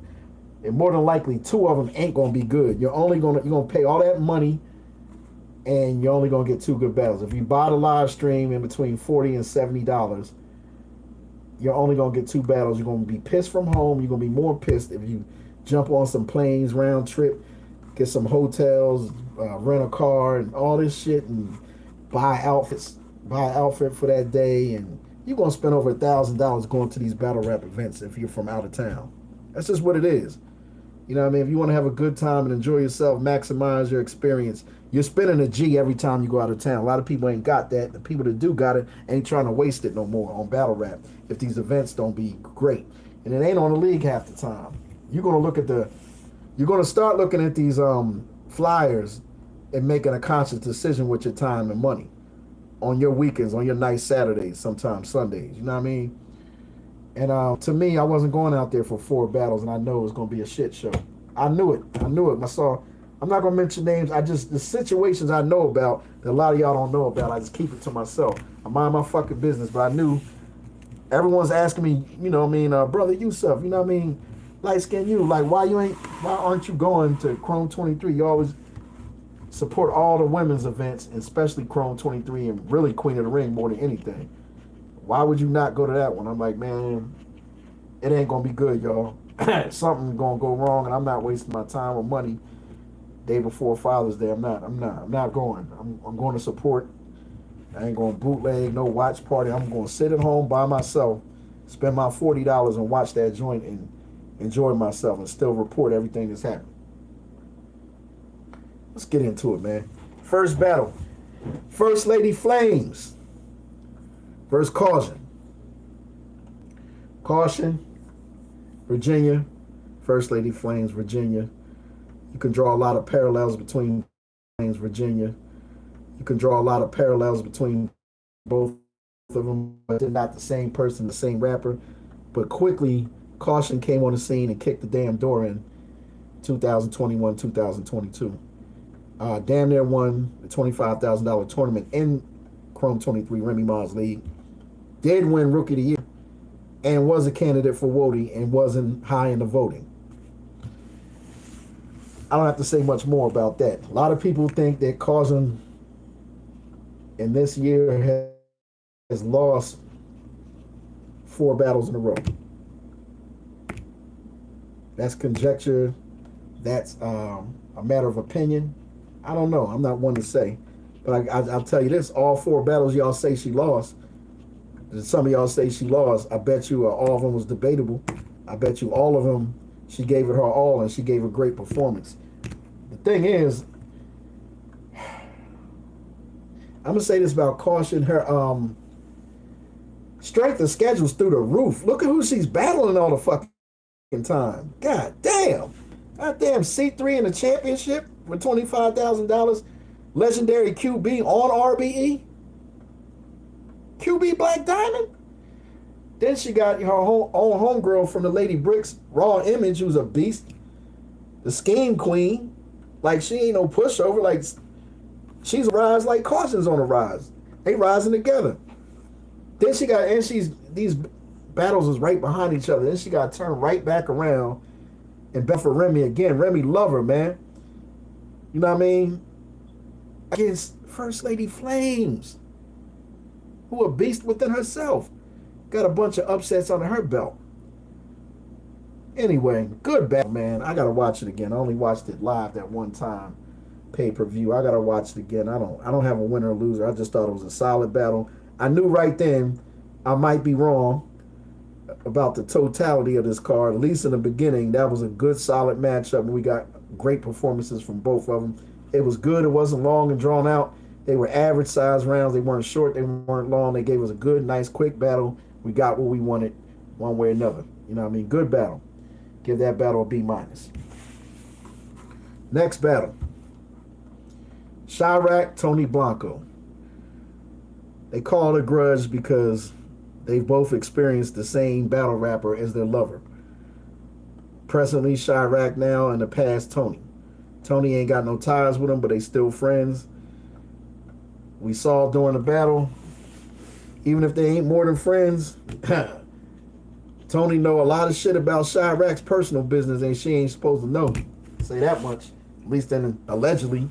You know what I mean? In the battle, that all came out. It got a little touchy at one point. Looked like they about to swing on each other. Got a little nasty. They definitely not friends. There was no hugging, dapping up, pounding, nothing after the battle. They obviously do not like each other after this battle. At least it don't seem like it. That's none of my business one way or another. They both gave us a great battle. That's what I'm getting down to. All 3 rounds, both of them debatable. A lot of people leaning towards Tony Blanco, but some people's like Chirac 30 to. I don't know. I done heard every on the internet, especially on Twitter, Instagram too. I heard every variation of how that battle turned out. I'm hearing everyone saying debatable 2-1, but not everyone, but a good amount of people. Some people leaning towards Tony. She finished the battle better than Chirac. Some people said Chirac started the battle better than Tony and was more legible and easily digestible. Her material was. They got Chirac jumping out the first 2 rounds with the 2-1. I've even heard some people say Chirac walked Tony Blanco 3-0. I said that didn't happen. Then I heard some people, a lot of New Yorkers like, man, Tony Blanco killed Chirac. She's good, but come on, man. She making Dot look good, and Tony killed her 3-0. She walked. I'm like, hey, Tony ain't kill her now. Stop that shit. It was a close battle to me. I don't even care who won. That was a great fucking battle. But I'm going to tell you, what turned the tide for me is them 4 numbers. If you was listening, you know what I'm talking about, the 1944. I'm not going to divulge all of it. Y'all need to go out and see it, or wait till it come on YouTube if you ain't got the money or you ain't got the time. When somebody told someone else 1944, and bitch, I used to be a scammer, and then says something else personal, there's someone that she ain't supposed to know about someone else, and someone else, the expression on her face before she had to go back and rap one more time said it all. I said, oh my God. At one point, Chirac was talking about the wetness quality of her vagina being much better than Tony's, according to Dot, and Dot stepped up and championed the thought of that, and he kind of confirmed that. I said, oh my God, this shit is a grudge match. This ain't no made up shit. This is a grudge match. It's turned into a grudge match if it wasn't. That lived up to the name of the card. I'm like, okay, Remy, you put that title out there. You know what I mean? You earned the messiness that came behind it. So that, you know, like I said, the platform did good. Good venue. They put the thing together good. But on paper, it didn't seem right. But up to that point, we're halfway through the card. It's just a little short 4 battle card. They running right through these battles too. First 2 battles was solid battles, really good battles. I'm like, you know what? This might be a great card. This might. Maybe I'm wrong. Maybe I'm tripping. Maybe I'm just being fucking cheap by not showing up to something I know I'm supposed to be at. But I'm still covering it from home. I'm active on the internet. You know what I mean? As a reporter, reporting this shit because a lot of people didn't get it. A lot of people went to the free card on the East Coast in Philly. Power Pack card from Battle Academy. You know what I mean? EFB against Battle Academy. Free. And but you all year, Battle Academy be having free events and this on YouTube. They just don't have no live stream or pay-per-view. It's all good though. A lot of people went to that. There was some other high-powered shit going on in New York and California. They had some good cards that same day. So with that being concerned, not everyone saw the battle. So I was giving good reports at, you know, at home, from home. Long story short, we go to the 3rd battle. Oh God. Tori Doe versus Shayna Ashley. Let me drink my battle rap water. It's a game changer. I'll stay hydrated for this one. Shayna came out dumping on Tori. I ain't gonna hold you. Top of the 1st. Tori behind already and even rap yet. I don't know how you're gonna beat that first. And maybe Tori thinking the same thing because Tori didn't want to do a first. Tori didn't even want to do a bottom of the 1st. She was like, go girl. Shayna was like, yeah, appreciate it. She's like, no, go girl, like, go on, rap another round. She's like, nah, your turn to rap. She's like, nah, don't make this more of a big deal than it need to be. Like, don't draw a whole lot of attention. Just please, just go. Shayna got close to her, like, well, what are you talking about? What's going on? Like, you know how this goes. I rapped and you rapped and I rapped and you rapped and I rapped and you rapped and we get out of here. Tori straight face with a little smirk on her face, like, nah, I'm forfeiting my first. I'm scrapping my first. I just want you to go ahead. Do your second if you want. You know what I mean? Do your third if you want. I'm just not. I'm not doing my first. And then you had to see the look on Remy's face, like, what is going on here? When Remy figured it out, she explained it to the crowd. Tori is forfeiting her first, and she wants Shayna to go right into it. No battle rapper on a major platform, major stage, 3-rounder, is expected after they spit a great first round and 2 seconds later they got to spit their second round. They want that time to let you rap and let them prepare and get their thing together, give them a chance to rebuttal if they need to, add some stuff to the round in the beginning, middle, or end. You didn't give her the opportunity, Tori, to do none of that. You put her right under the bus, like, do that shit again, rap again, great job. Let's hear you do it again. I'm like, no. Shane was like, it's your turn. And Tori's like, nah, I don't think I'm doing it. I think you're going to rap next. Shayna had to rap next. She had to wrap her mind around this concept of, like, she don't want to rap my first round. Then I heard Tori say something, if I'm not mistaken. I'm paraphrasing. Oh my God. Shayna raps again, flawless again. Just top tier. I don't care what you say about Shayna. She always been top tier to me. Raps again. By default, Shayna already up 2-0, and Tori ain't rapped her second. We go to the second. Tori gives us the cringy smirk again. She's not rapping her second. The whole crowd is like, are you fucking kidding me? Remy announced it. She's also not rapping her second. Now it's an argument. It's not a physical melee of sorts, but it's embarrassment. It's confusion all in the crowd. People spending good money. They up here want to see Tori. You know what I mean? You got Donation in the house. Donation is the Chris supports Tony. Her fan base is all in the house supporting her and stuff. Some nut ass freak boy behind her, just, you know what I mean, going crazy over her, and she ain't fucking spit one word yet. Didn't even attempt. I'm not understanding it. I'm like, all right, is there some foul play going on? Is there? I don't know. Are you thinking everything? I said, okay, I'm not going to think too deep. I'm not going to be a conspiracy theorist. Maybe she just getting the whole Ash Cash thing with the stage fright, or maybe she didn't write nothing, or maybe she don't need the money at all. Maybe she gonna give her whole front end back and don't want the back end because her and her girlfriend doing good in life anyway. You know what I mean? Then I'm like, she ain't still in the front. I'm like, Remy look mad. Like, if you're her height, she might want to swing on you. I don't know, man. Maybe I'm looking too deep into this, but I know it was disappointing. It was disgusting. We didn't get any explanation. It was strange. She seemed like she was out of her body. I kind of feel bad for her. I didn't like the matchup when I saw it. I was like, where's the grudge here? I didn't like the face off. I just felt like Shayna deserved a more active opponent, and maybe Tori could be on another card and work her in slow. It was too much. It's too damn much. The big lights was too much. Or maybe the conspiracy theorists are right. Maybe she might have been, I don't know.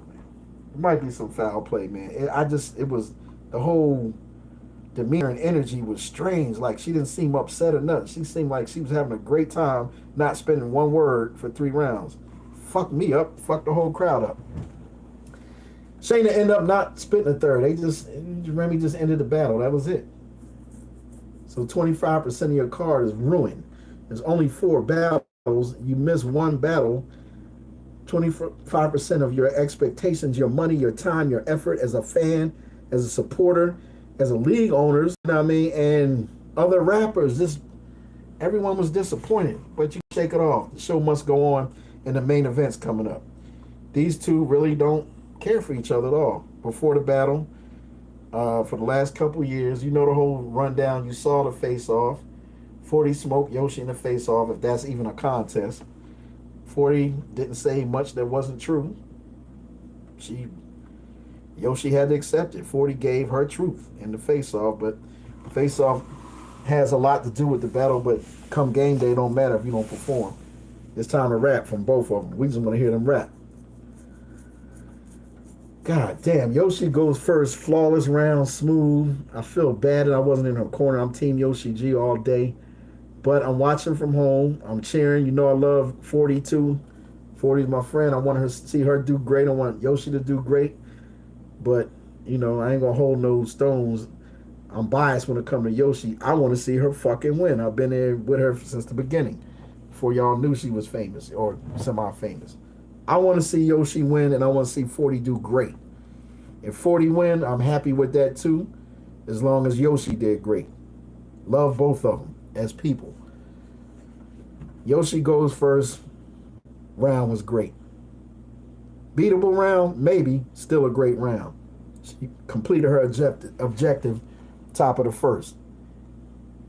40 got a wrap now. 40 started kind of slow for me. She didn't wow the crowd in the beginning. She had to warm up.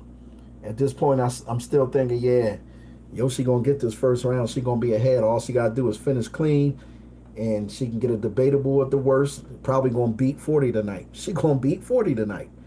Just if 40 don't speed up this first round, Yoshi gonna get ahead 1-0 and not look back.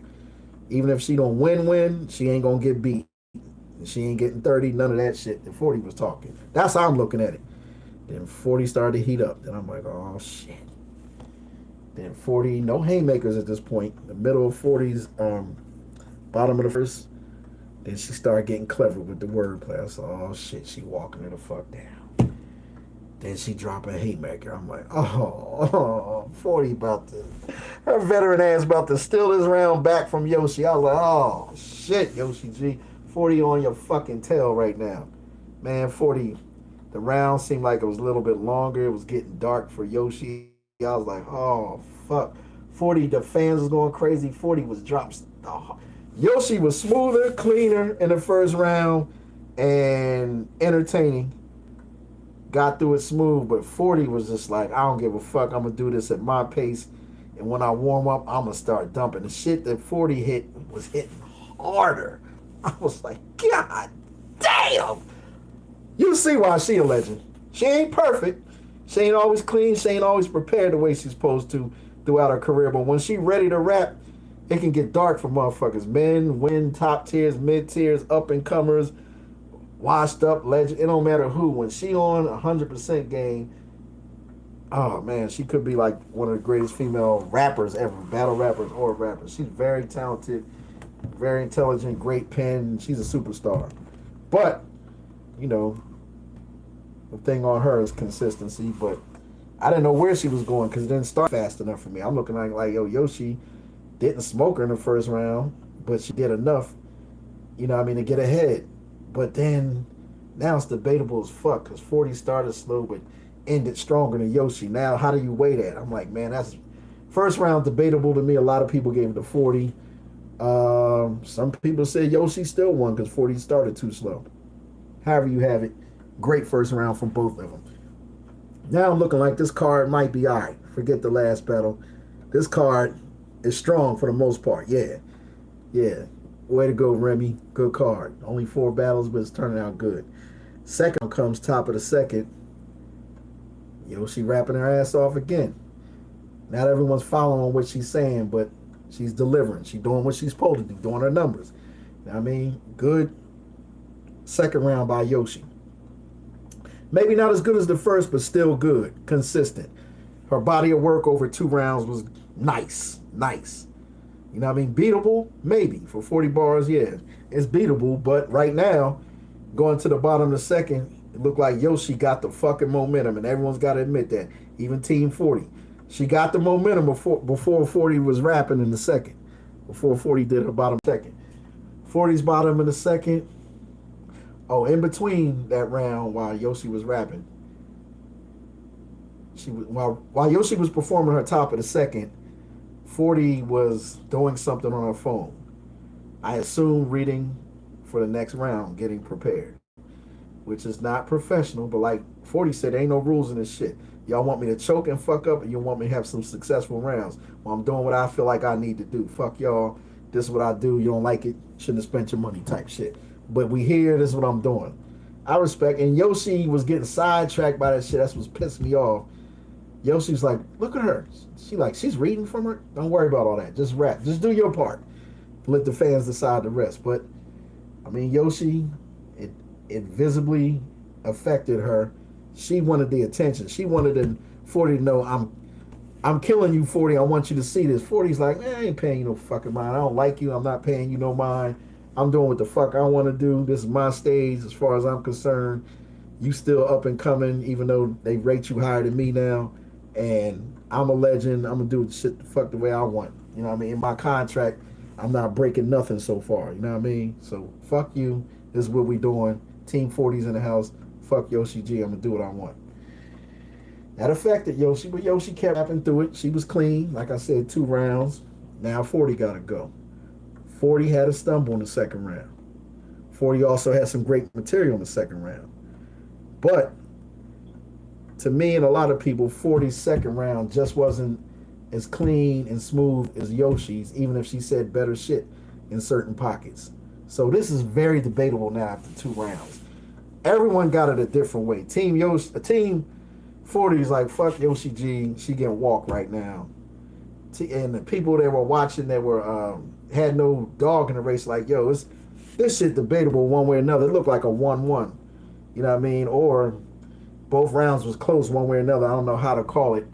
People that really like Yoshi and can't stand 40 was like, man, fuck 40 bars. He washed up. Yoshi up 2-0. Man, you heard every variation of what's going on after 2 rounds. But one thing you will say, no one had it, not every person had it the same way. So it was a good battle up to that point. At least competitive. You know what I mean? Enjoyable and competitive. They both had their time where they was rocking the crowd. I'll say 40 rocked the crowd harder at certain times, but had more dry spots and stumbles at that point than Yoshi. Yoshi had no stumbles. She was smooth. Not everything she said was great, but it all aligned up with each other. She had a great pen that night. She did her thing. Top of the third. Now we go to the top of the third. Yoshi did smooth for about 90 seconds into the round. All she had to do was successfully finish the round. 40 had a lot of stuff going on, talking throughout Yoshi's round. Yoshi let that affect her. She should have just kept rapping. Fuck it, even if it's a shit show, rap through it. Let 40 say what she want. Complete it. At some point, Yoshi did get stuck on the part when she was talking about she should have known 40 wasn't ready to battle in the Chrome 23 tournament round 1 when she got eliminated because she didn't comb out her nasty wig or something. She was stumbling over that bar, you know, as far as how to deliver it, saying it the right way. And the thing, antics that 40 was doing was affecting her. 40 had the greatest defense in battle rap. It did affect Yoshi. Yoshi was getting pissed and just stopped and looked at her like she wanted to swing on her. Just so mad. She was so mad at the point that it did throw her off. And then, you know, they got a little argument on stage and they got crazy and 40 just started screaming at her saying the same thing 15 times. It just got really crazy. They got to laugh about this a year or 2 from now. This shit is hilarious. But it was nasty at the time if you spent money one way or another at home or in the venue to see this shit. The way 40 was acting, the way Yoshi was acting, I said, man, finish the fucking battle. Finish clean, Yoshi. Yoshi was smart. She started all the way back from the beginning and like ran through it fast so we enjoyed more and she can get through it. Got to the same point, and this time it ain't 40 fault. You stop right there and jerseyed out. That's the best thing you can do. Instead of choking, just jersey out of that shit. Leave it right where it was. You did about 2-3 minutes worth of material. That's good enough. It's not your best round. You got through it. Now you got to see. All you got to do is see if 40 get through. If she get through it and bomb you and win the battle, that's okay. You know what I mean? People might still have you up 2-0 or 1-1. You might have lost 2-1, Yoshi. If you finish that third and not get sidetracked by 40 bars, now the onus is on 40 bars to take it home in the bottom of the third and give a better round than you gave. She still got to do that. Just because you didn't have a round that you wanted to have at the bottom of the third and wrap her ass off, to me, he said, if it's debatable, the world going to look at it like, nah, we could get it to Yoshi, you know what I mean, on the greater on the curve, if you want to say. One way or another, neither one of them want this shit to be close. But hey, like it or not, going into the third, that motherfucking battle was close. You know what I mean? You can call it either way. After Yoshi raps, you know what I mean, before the choke or the stumble or the getting sidetracked by 40, you was there. You was ahead. You had her by a little bit. Now with the stumble and the jersey and out, it's like here. It's like hard to judge. But 40 still got a rap. This is when the argument gets nasty. And I left something out. In the second round, am I right? I might be wrong. It might be top of the third when 40 was doing all. It might have been the second. It might have either top of the third or top of the second. 40 is like on her phone, turned the other way, talking through Yoshi shit, and Remy telling people to put their phones down behind 40. Like, she didn't like the whole aesthetics of the shit with after a while. 40 with her phone out, and Remy had to address it out loud in front of everyone. So I don't know if it was top of the third or top of the second where 40 was just like rudely talking to her shit. This is 40 with the greatest defense again. And it was affecting Yoshi. And then Yoshi snapped and tried to keep rapping. And then the big security guard that was touching the women too much during the whole evening and just being too, I don't know, just verbally and physically, you doing a lot. Like, you blocking the camera and talking to Remy privately and fucking up the live stream. I don't know. This guy was doing a lot. I ain't telling the man how to do his job, but it just wasn't professional. I ain't seen this in no other league. I know she do things different. It's an upstart new league, even though it's a big, prestigious league, so to speak. I don't know what this guy was doing, but he's talking to 40 like he's her father. Like, 40, now you know you need to calm down while Yoshi's rapping. And blah, blah, blah. We need you quiet. You know what I mean? Stay off your phone. Well, I'm like, what is he? Man, 40 was like, what? Like, she checked him. Like, she stopped the battle and checked this dude. Like, yo, I'm doing my job. I rap. You don't rap. You're just security. Don't tell me what to do, not to talk. That's not your job. Do your job and I'll do mine. You're doing too much. You're doing too much. You don't tell me what to do. I respect 40 for that. That dude was out of line. I ain't never seen that in battle rap. Who does that? I seen Debo step in certain situations, but his fucking league, part owner at least. You know what I mean? He's got a stake in that. It's his goddamn event. So, you know what I mean? A lot of people don't like, some people don't like Debo's demeanor on game day sometime, but he do what he think he's right. Shout out to 50 Boys, my man Debo, my brother. He do things a certain way, but I ain't never seen no big man at no female event doing some shit like that. That was uncalled for. I was offended. I didn't like the shit. And shout out 40 for checking his ass. That shit was very unprofessional. And it threw the vibe off in the whole battle. Now the battle's real messy now. That's when the shit got real messy after that. So after the top of Yoshi's round,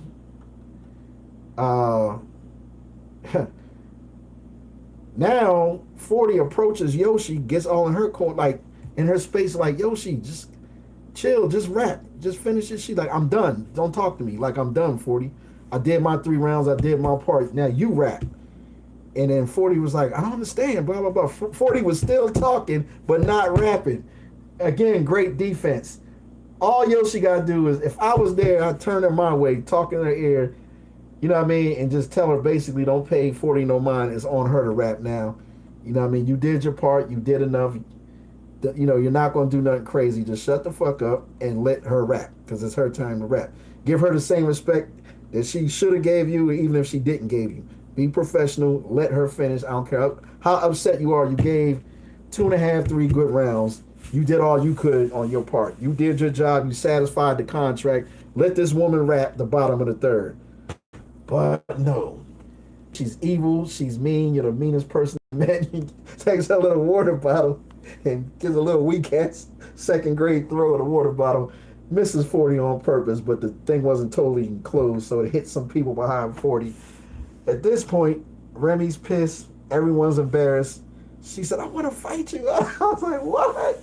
This shit just got out of hand. 40's just sitting there like, nah, man, I'm not doing this. Like, the fuck is going on? 40 did not leave the stage and didn't say she wanted to rap, didn't want to rap at that point. Debo jumps out. I think the guys touching 40 are trying to keep her apart. You ain't got the whole 40 back from Yoshi, or vice versa. You got easy to block captain reaching out over Yoshi, keeping her back, and that's easy to do. and 40 wasn't lunging at Yoshi. Watch this man, this security guy again got his hand. I think Debo couldn't take it no more. This big dude doing too much. Debo just jumped in like fuck that. Like, come on, 40, we out. This shit got out of hand. Like, that's it. You ain't doing your third. Remy's just sitting there confused, upset, and she really sounded, her voice sounded like she was offended that 40 will roll out like that. Or 40 didn't finish for one reason or another, whether it's on her own accord, the advice of someone else, whatever the decision was, 40 obviously wasn't rapping, and she's expected to finish this goddamn shit show of a battle. 40 did not rap. So she said 40 does not want to rap her third round. The battle's over. The event is over. Put the music on, DJ. I said, oh, this shit ugly. Then the stream goes off. Not going to talk about all the alleged shit afterwards because I'm not that messy type right there. I'm not doing all that. I'm talking about battle rap and what actually happened in the house. So we went over 2 hours in this live. That's my whole rundown of the end of the spring wrap up for battle rap. You know what I mean? And shit, I'll give you one more. I'll give you this Friday night, 2 days ago. Chrome 23, with the way it ended, real nasty, and the alleged things that supposedly happened right afterwards in private, whether it did happen or not. I'm giving the event the cost of the event and the cost of the live stream, which is fair to me. But for 4 battles and 2 of them really didn't happen the way they didn't complete. There was 24 rounds supposed to happen. 8 females, am I right? 8 females, 4 battles, 24 completed rounds. Only 17 got completed. That's not good for the money. That's not good. Remy didn't tell no one not to complete the shit. They all showed up. They all showed up for their face-offs and battles, yet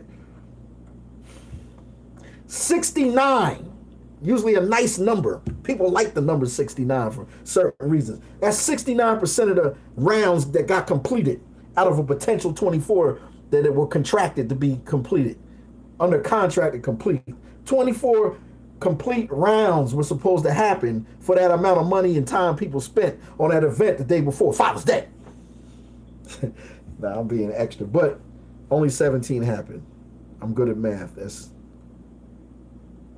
only 69%, less than 70%. It's not good. For one reason or another, 7 rounds didn't get completed. Only 17 of 24 rounds got completed. So I got to give this event, there was some high points, mid points, and some very low points. It started out real good. It looked like it was going to be an A-, B+ event. To me, it ended up being I'm going to be nice and say a C-. And I'm going to be nice and say a C-. It wasn't that memorable. There was some memorable things that happened, but it was a shit show. It's not the league's fault, and just the way things happened. It wasn't a good joint. But they turned it right back around in August and having another joint. You know what I mean? And they're going to improve like they always do. Chrome 23 is going to make improvements for the next event, and I think it'll go smooth next time. Might be much more exciting. I'm sure it's going to be more than 4 battles. We can't do that no more. Not doing that. But with that being said, no shade. I'm looking forward to Vague, Babs, and Debo. You know what I mean? The next Queen of the Ring. They're going to step up their game now. You better believe it. Looking forward to Queen. We still got plenty of supporters for Queen of the Ring. We still in their corner. Don't y'all think nothing different. Vague, Babs, and Debo, we still in your corner. We love Remy. We love her events, but we love y'all's too. Y'all was here first. You know what I mean? There's some loyal ones out here. You know what I mean? We here for you. Along the lines of female battle rap too, let's also talk about an event that went on in Central Georgia. No, actually South Georgia, closer to Jacksonville, Florida. Statesboro, Georgia, where the Georgia Southern University is at. They had an event, a newer league. I don't know if it's a platform. It was, I believe it's going to turn into a league. It's called No Opportunity Studio. And it's, I think it's a new battle league. Wartown battle rapper Ace Jab who was runner-up in a $1,000 pandemic Wartown tournament. Excuse me. No, he won that shit. He's the champion. He won that over Just B. Yeah, Just B and him were in the championship. And I think A Ward and Chris Bias and Riggs judged that. They judged that championship match for $1,000, and he got the Wartown chain, and he be rocking, Wartown champion. So he's a league champion, former league champion. Ace Jab, battle rapper. He was in the main event. From what I understand, I didn't see the main event, but I heard TFE Jimbo upset him with the win. He beat Ace Jab, but Ace Jab was rapping that night and throwing the event. You know how hard that is. And John had the same thing happen to him when he faced Reggie P. Same result. So, long story short, Ace Jab through the event. We had a big upset. Queen P, the only native Atlanta female battle rapper that's still active in the whole country. Queen P upset Polo. Polo is a veteran that's been around, spit that heat days for over a decade, about a decade. Polo has 37 career battles on YouTube that you can look up. Battles against A Ward, a lot of big names. Queen P has battled off and on for 8 years, but only has 3 battles on film. Nah, really, this is the only battle on film that she's going to have. Because Remy Ma never dropped the one against Miss Pac. You had to be there live. It was on pay-per-view, back in the spring of last year, this time last year, about 12 months ago, 13 months ago. But Queen P from Atlanta, she upset a man. She upset Polo in a one-rounder. And I got the snippet on my channel on Light Skin Television.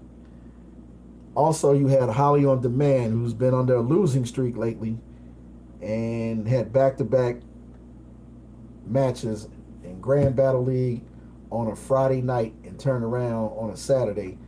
Took a flight right back to Atlanta to battle B. Michelle on a 1SK for RBE in the Blue Room and had back-to-back L's. She's on a losing streak. From what I understand now, she's beat that guy, Mister, from Georgia. She beat Mister, and she ended her losing streak. Now she's on the other side of the thing. They said Holly's smoking now. She ready. You know what I mean? So Holly got her countenance back, and she can turn that losing streak to potentially a winning streak now. You know what I mean? All them ladies she been facing, it took her to get to a dude and tear him a new one. So they said she got the best of Mister, and Queen P edged Polo. She had one stumble, but she got through it. But she just did better than Polo. I'm talking about Queen P and Holly on Demand. They travel together, living in Atlanta. Holly on Demand beat Mister on No Opportunity Studio Battle League in Statesboro, Georgia. And like I said, the headliner was your boy TFE Jimbo, who literally pulls rabbits out of hats in a battle. Like, literally, he pulled a live rabbit, a white rabbit, out of a fucking top hat. This motherfucker's crazy. Seen him fall off the stage. I seen him get humiliated his last battle by Blue Cocaine. That's a long story. That shit should be coming out soon on Sunblaze Brunch Battle Leagues.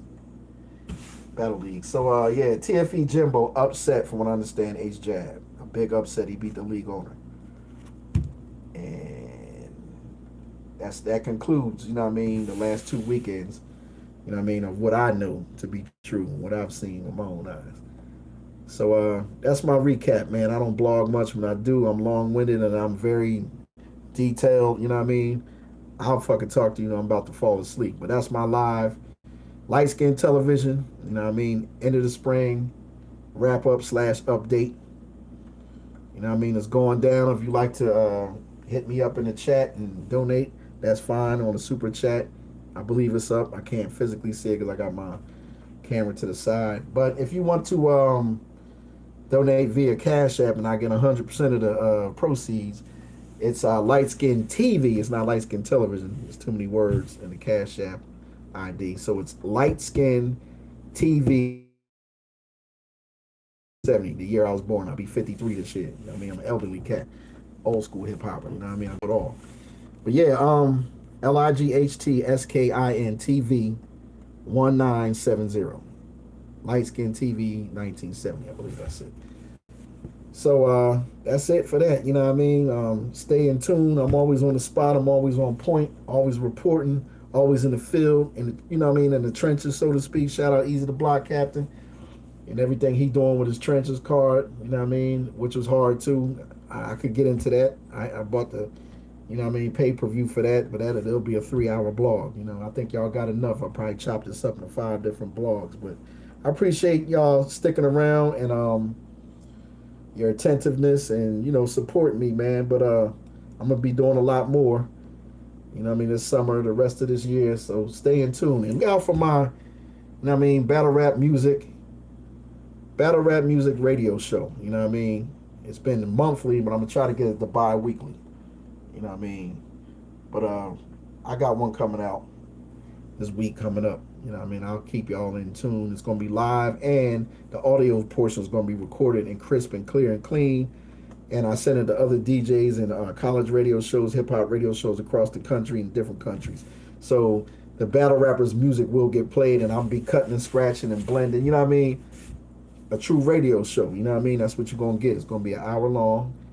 It's always about an hour long. And if you want to listen to the other episodes, they get copyright strikes or copyright warnings, so I won't monetize for it. So I put it on my Overflow channel, which is Light Skin Television 2 on YouTube. I only have a few things on there, but it's mostly battle rap music related. So the recorded shows are there, clean, clear, crisp. You can play them at your own convenience. You can burn them onto a CD, however you want to do it. You know what I mean? To a file. You know what I mean? Do what you want with it. But and the artists are not making money. But if you want to cash out the artist, research on the artists that I have on there, I usually have in between 12 and 20 different artists, songs and freestyles all blended in, mixed in radio music form, radio show form. You know what I mean? So check it out. I'm the nicest on the turntables when it comes to the battle rap community. I'm the official turntablist of the battle rap community. There is no other than this brother. You know what I mean? Shout out Don DeMarco, but he don't do it. He don't play y'all music, only at events. And that's in the past. This is now. You know what I mean? You got a real turntablist, former battler, former b-boy, breakdancer, popper, graffiti writer, supreme beatboxer, cypher beatboxer. I'm here. You know what I mean? I'm here for the battle rap community and the upliftment of the battle rappers, the owners, the fans, and everything. You know what I mean? Ain't nothing selfish about me. I'm a hip-hop man first, and I want to see things, you know, go forward. So this is Light Skin U, a.k.a. DJ Super God, Light Skin Television, signing out. I appreciate y'all. Blessings. We out.